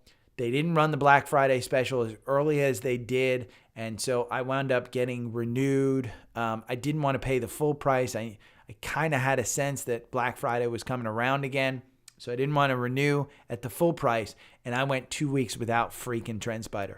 Oh my God. I felt naked. I couldn't do it. I just couldn't do it. REI's got confirmation. You guys are up above there. And you got green candles. What more do you want?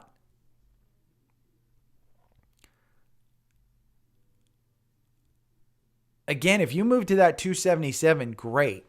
If you got in at 235, you're finally up there at 242. You're making money. What's that? What's 7 divided by 23? It's approximately 0.3043. That's not right. I forget. I'm dead to the world. Larry, I got you sucked in.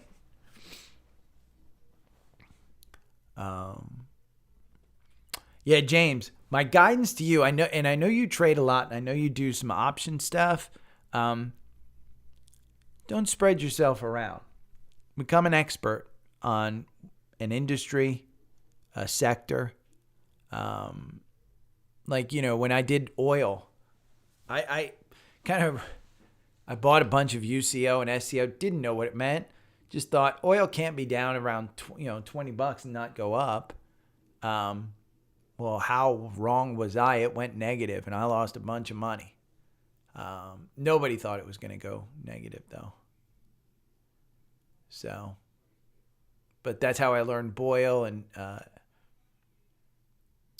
all of that stuff. And semiconductors, I mean, shit, it's tech. Hey, Dawson. Okay, Dawson, you're not supposed to be watching YouTube and driving, douche. I don't want to run into you on the road.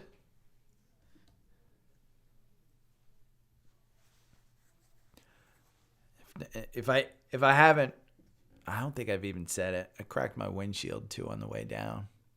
$1,000 for a new windshield. So tip me. Let me see. Let's go to Active Trader Pro. TrendSpider's awesome. I can't, again, if you guys have made it this far in the and you don't have TrendSpider, you guys are out of your mind. Let's see where SQQQ is. Brittany, bitch. Your NASDAQ is down by 0.78. So, yeah, you're up 2%. But you don't have confirmation. TQQQ is coming back. It's at 1688. It's going to be over 20 in the next week or so. I think...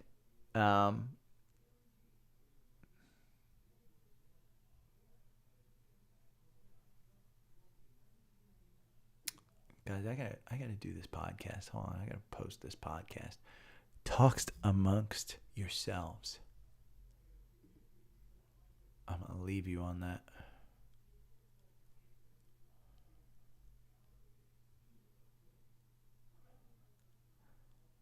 It is funny. I have one episode from August, by the way, that just exploded.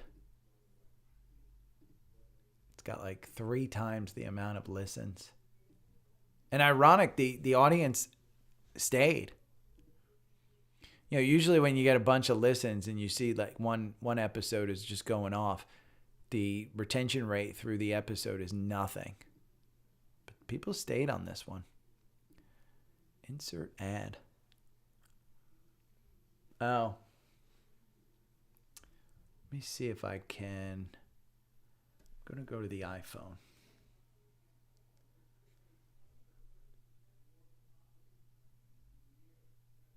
Let's see.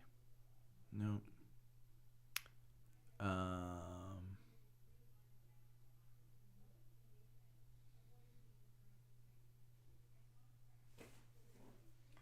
Here's what I'll do.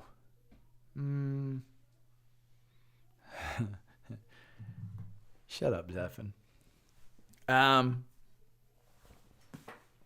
think it's Peter Max. It's an actual paint. I'll take a picture of it.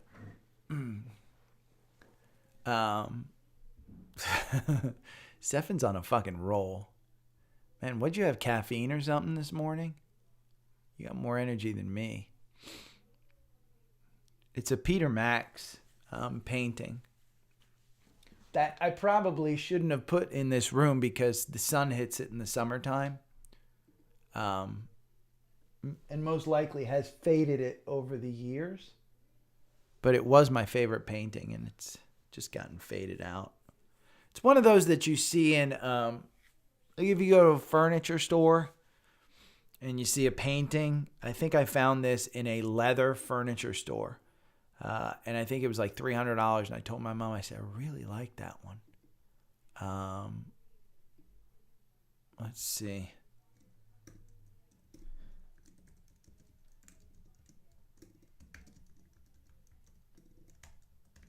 And so she wound up buying it for me.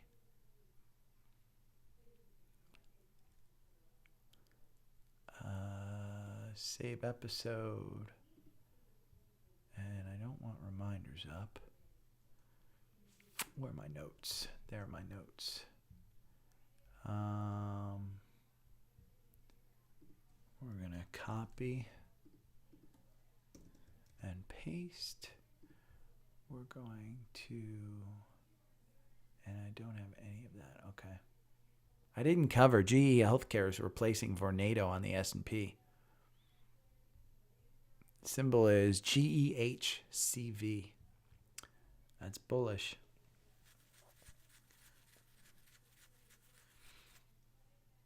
I gotta look up Don Drum. I need to go to Anchor.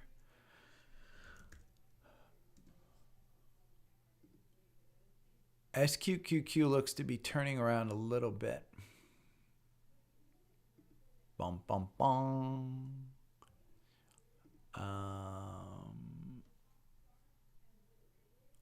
I think I dropped in the episode too. I don't like to tell people how much money I have because I don't want to be Andrew Tate and the flexors of the world, because I'm not that guy.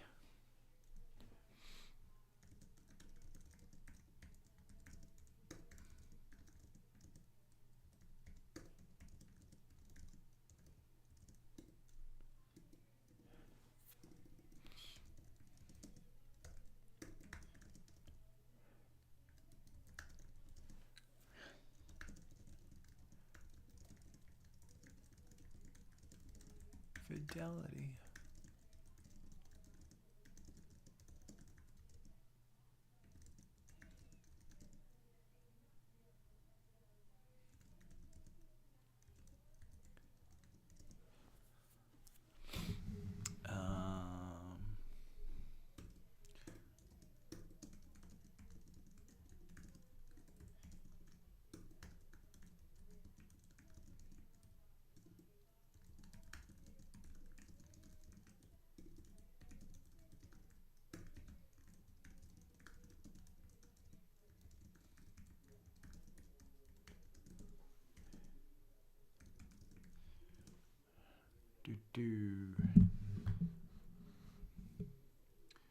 Check out this shirt I got a friend. Are you posting pictures? I don't think you can post pictures in here, Brittany, bitch. Okay, I went over AMGN.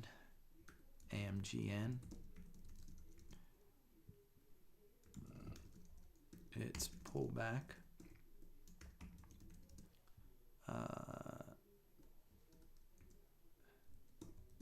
Cost.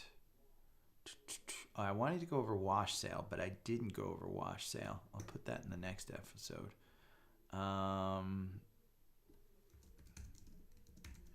Fidelity account. I like that my financial advisor wants to help you guys and is like, hey, tell them just to check out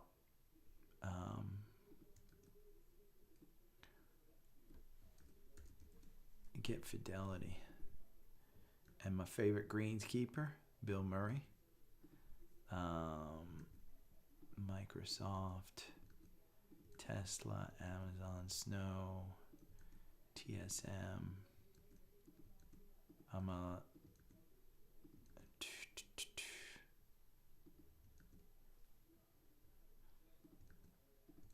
And my dogs, guys, my dogs didn't interrupt the entire time. Notice how nice it is when I'm in freaking Atlanta that I don't get interrupted. Yeah. Space and boundaries are important. Okay.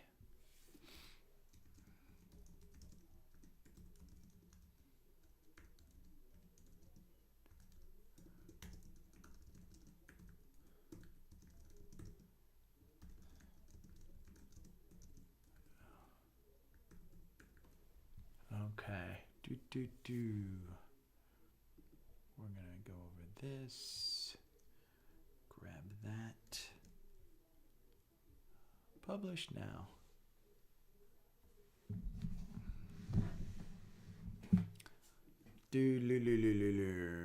For anybody that just tuned in, I am currently just posting my podcast that I just recorded. So if you have anything you want me to go over, let me know. I promised that I would stay on here for a while, which I'm doing, even though I'm getting flamboyant shamed by Zephin in the comments.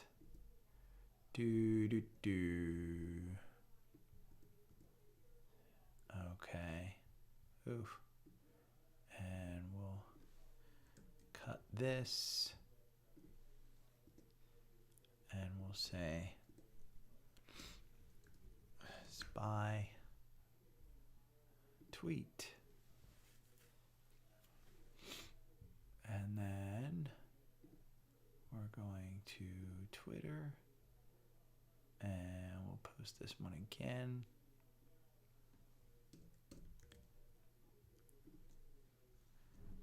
Spy, AMC, GME, Ape.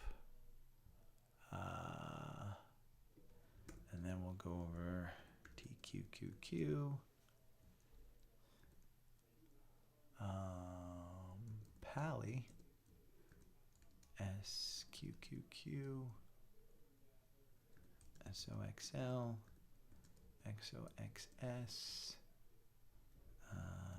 Apple, Silo. Okay, that's enough. I gotta get rid of one, so I'll just get rid of this. Tweet.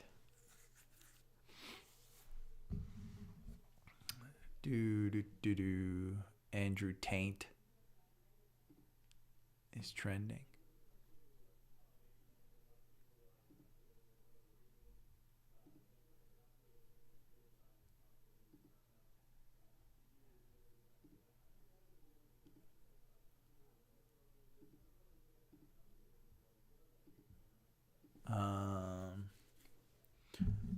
Yeah, nobody's tipped me in a while. I haven't asked for tips for quite a long time.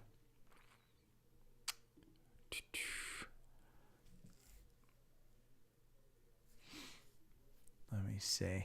Episode rankings. Yeah. My top 3 episodes. Stocks to buy now, oversold stocks to buy now, buy energy on weakness. Those 3 have twice the normal plays of everything else. So obviously buy now is kind of a big thing. Can anybody see graphics that like Brittany bitch is posting? I have no idea. You say, check out this shirt on Got a Trading Friend. Did you put up a link and is it not allowing you to put the link up? Is that what's happening? I'm going to shut that down.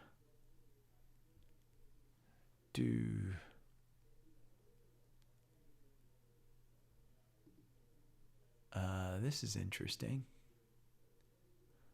Let's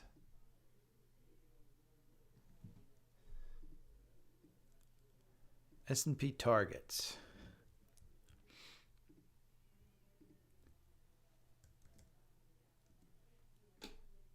Let's see if that comes up. That's ugly. I'm retweeting this. Quote tweet.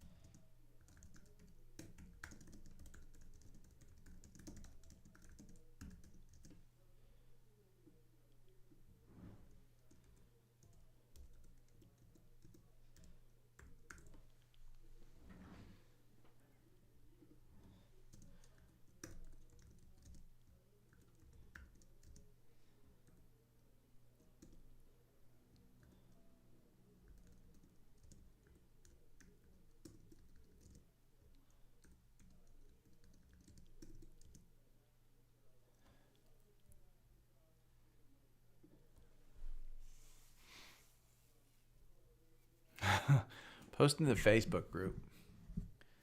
Okay, let me go back and see what anybody said. Emmett, I got all your stuff. Justin, good morning. Emmett, good morning. Bill, good morning.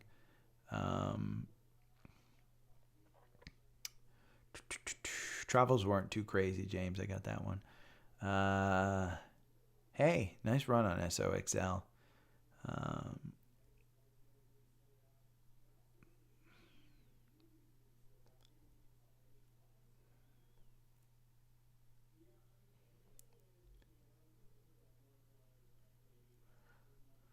James wants to know what I'm buying after selling. I will let you know what I buy.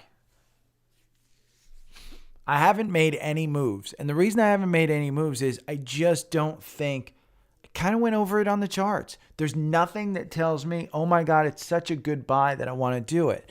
But I do have a significant amount of six figures that I sold, and I'll be redeploying somewhere. Half of it is probably going either into a 1-year bond, because I do like the idea of making 5%.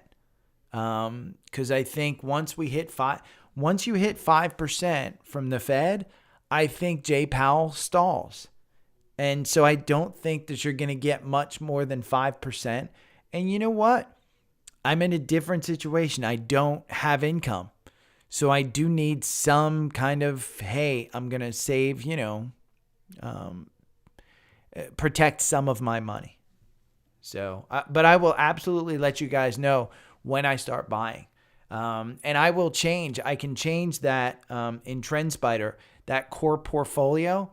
If I start buying something that's not in that core portfolio, I'm going to add it to that core portfolio.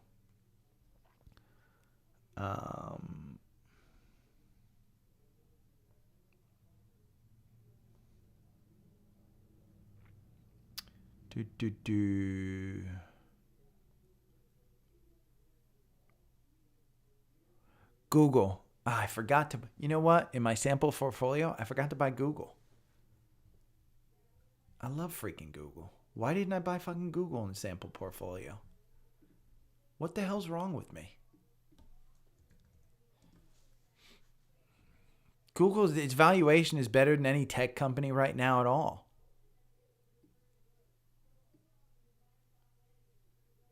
Why didn't I buy Google? You're right. TBT. Justin, hopefully you're still on, Justin. You brought up TBT, and I don't want to get somebody out of TBT that believes in TBT. But after discussing it with my broker and my financial advisor, who knows a hell of a lot more than I do, honest to God. And I don't want to say that it's not a good trade either, but I don't think a bond fund does what I need it to do. And you can clearly see from January till now, you've been rewarded in TBT. TBT with rising rates, you should be rewarded. And it's a significantly better thing. But look at this monthly. And, you're just reversing a trend. You're coming back to kind of here in 2016 to 2018, where you kind of flattened out a little bit. And you can clearly see just the rates are going to reduce again. So TBT is a good trade, but I don't think once Jay Powell says, okay, we're going to halt and we're going to wait, that's when you see TBT down here probably at about 20, 26, probably at this volume shelf right there. And you can see, even if I bring this over here, there's a lot of people holding this at 17, 18. There's not a lot of people holding this above 25. And that's just back to 2019. There's a lot of people who put their money in here down at this bottom thinking at some point in time this is going to just crack. So I don't want to say TBT isn't a good one. I probably should add Merck. You know what? I'm going to add Merck into the core portfolio because it's a good company, and I do think that, yeah, we'll put this in the core portfolio.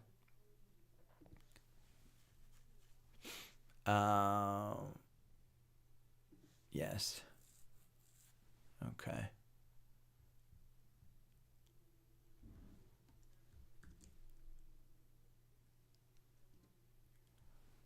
I think that's a good one.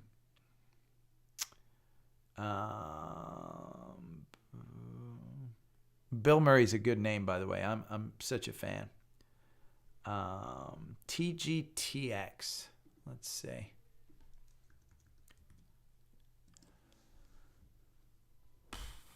Probably one of yours that doesn't make freaking money, James.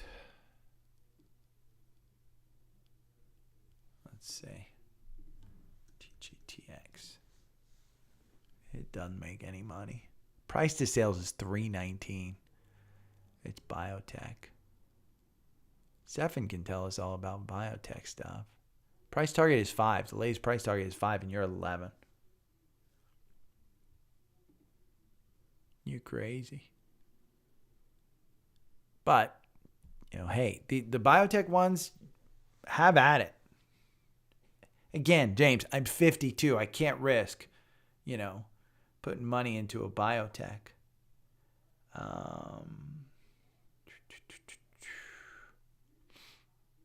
Yeah, Larry, that rate on TrendSpider, I can't.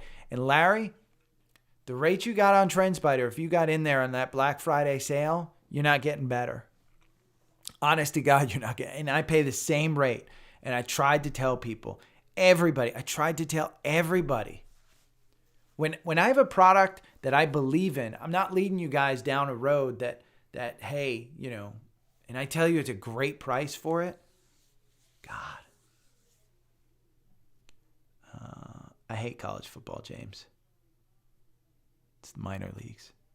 Watch the pros.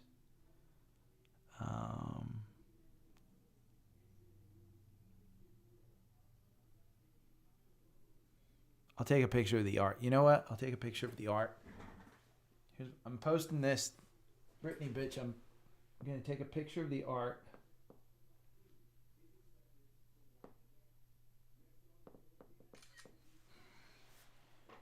And then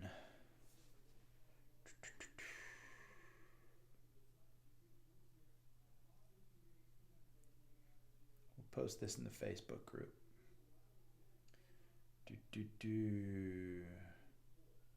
Ooh, hey, Natalia. What's up, baby girl?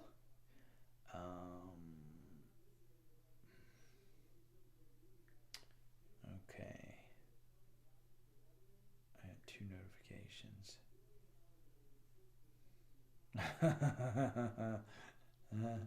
That is funny, James, on a shirt.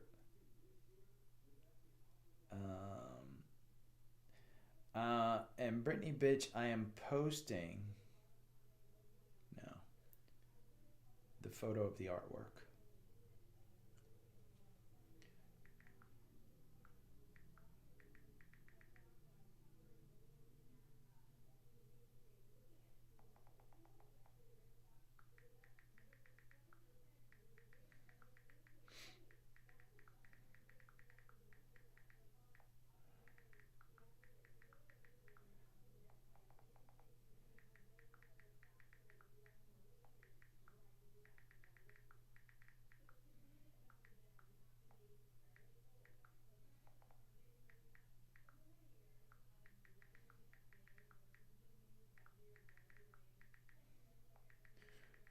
When I'm in Atlanta.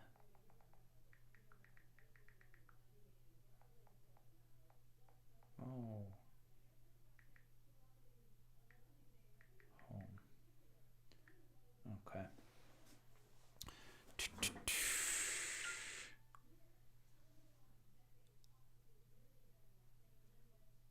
Yeah. Joe, I'm glad you're smarter than I am. Part of the problem with not preparing for a show, for a podcast, is you kind of do it on the fly. And wow, the market's really took a downward turn. It doesn't look like it, but some of the good ones have been turning around. Doesn't look good. I added Merck. For those of you on TrendSpider, you got an updated Daily Stock Picks Core Investment Group. I updated that list. So anybody who's subscribed to it gets an update. So if you subscribe to it, you get an update. And I've been on for 2 hours. So I am going to get off here and go start my day. I am so happy to be back in Atlanta. Big things for 2022, 23, I mean.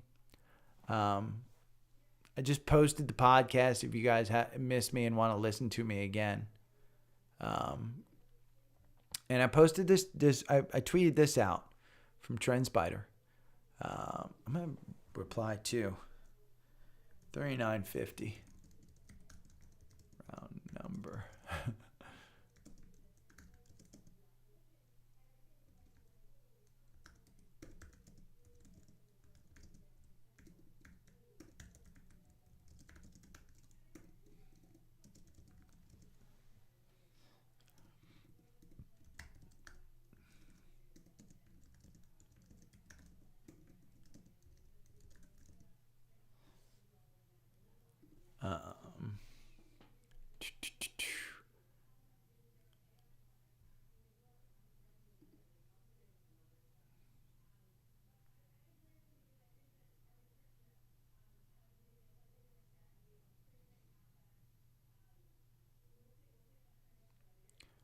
What's under 30? LabVIEW? No, LabVIEW is at 6.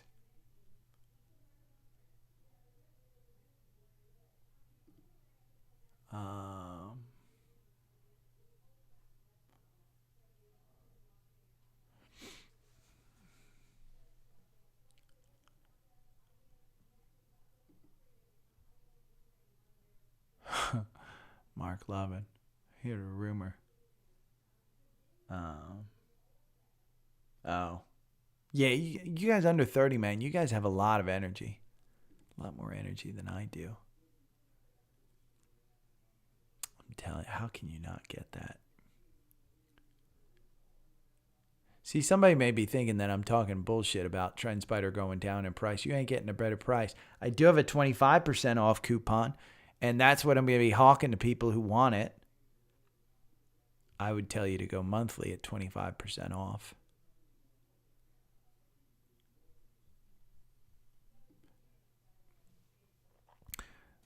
I think Tesla faked us out.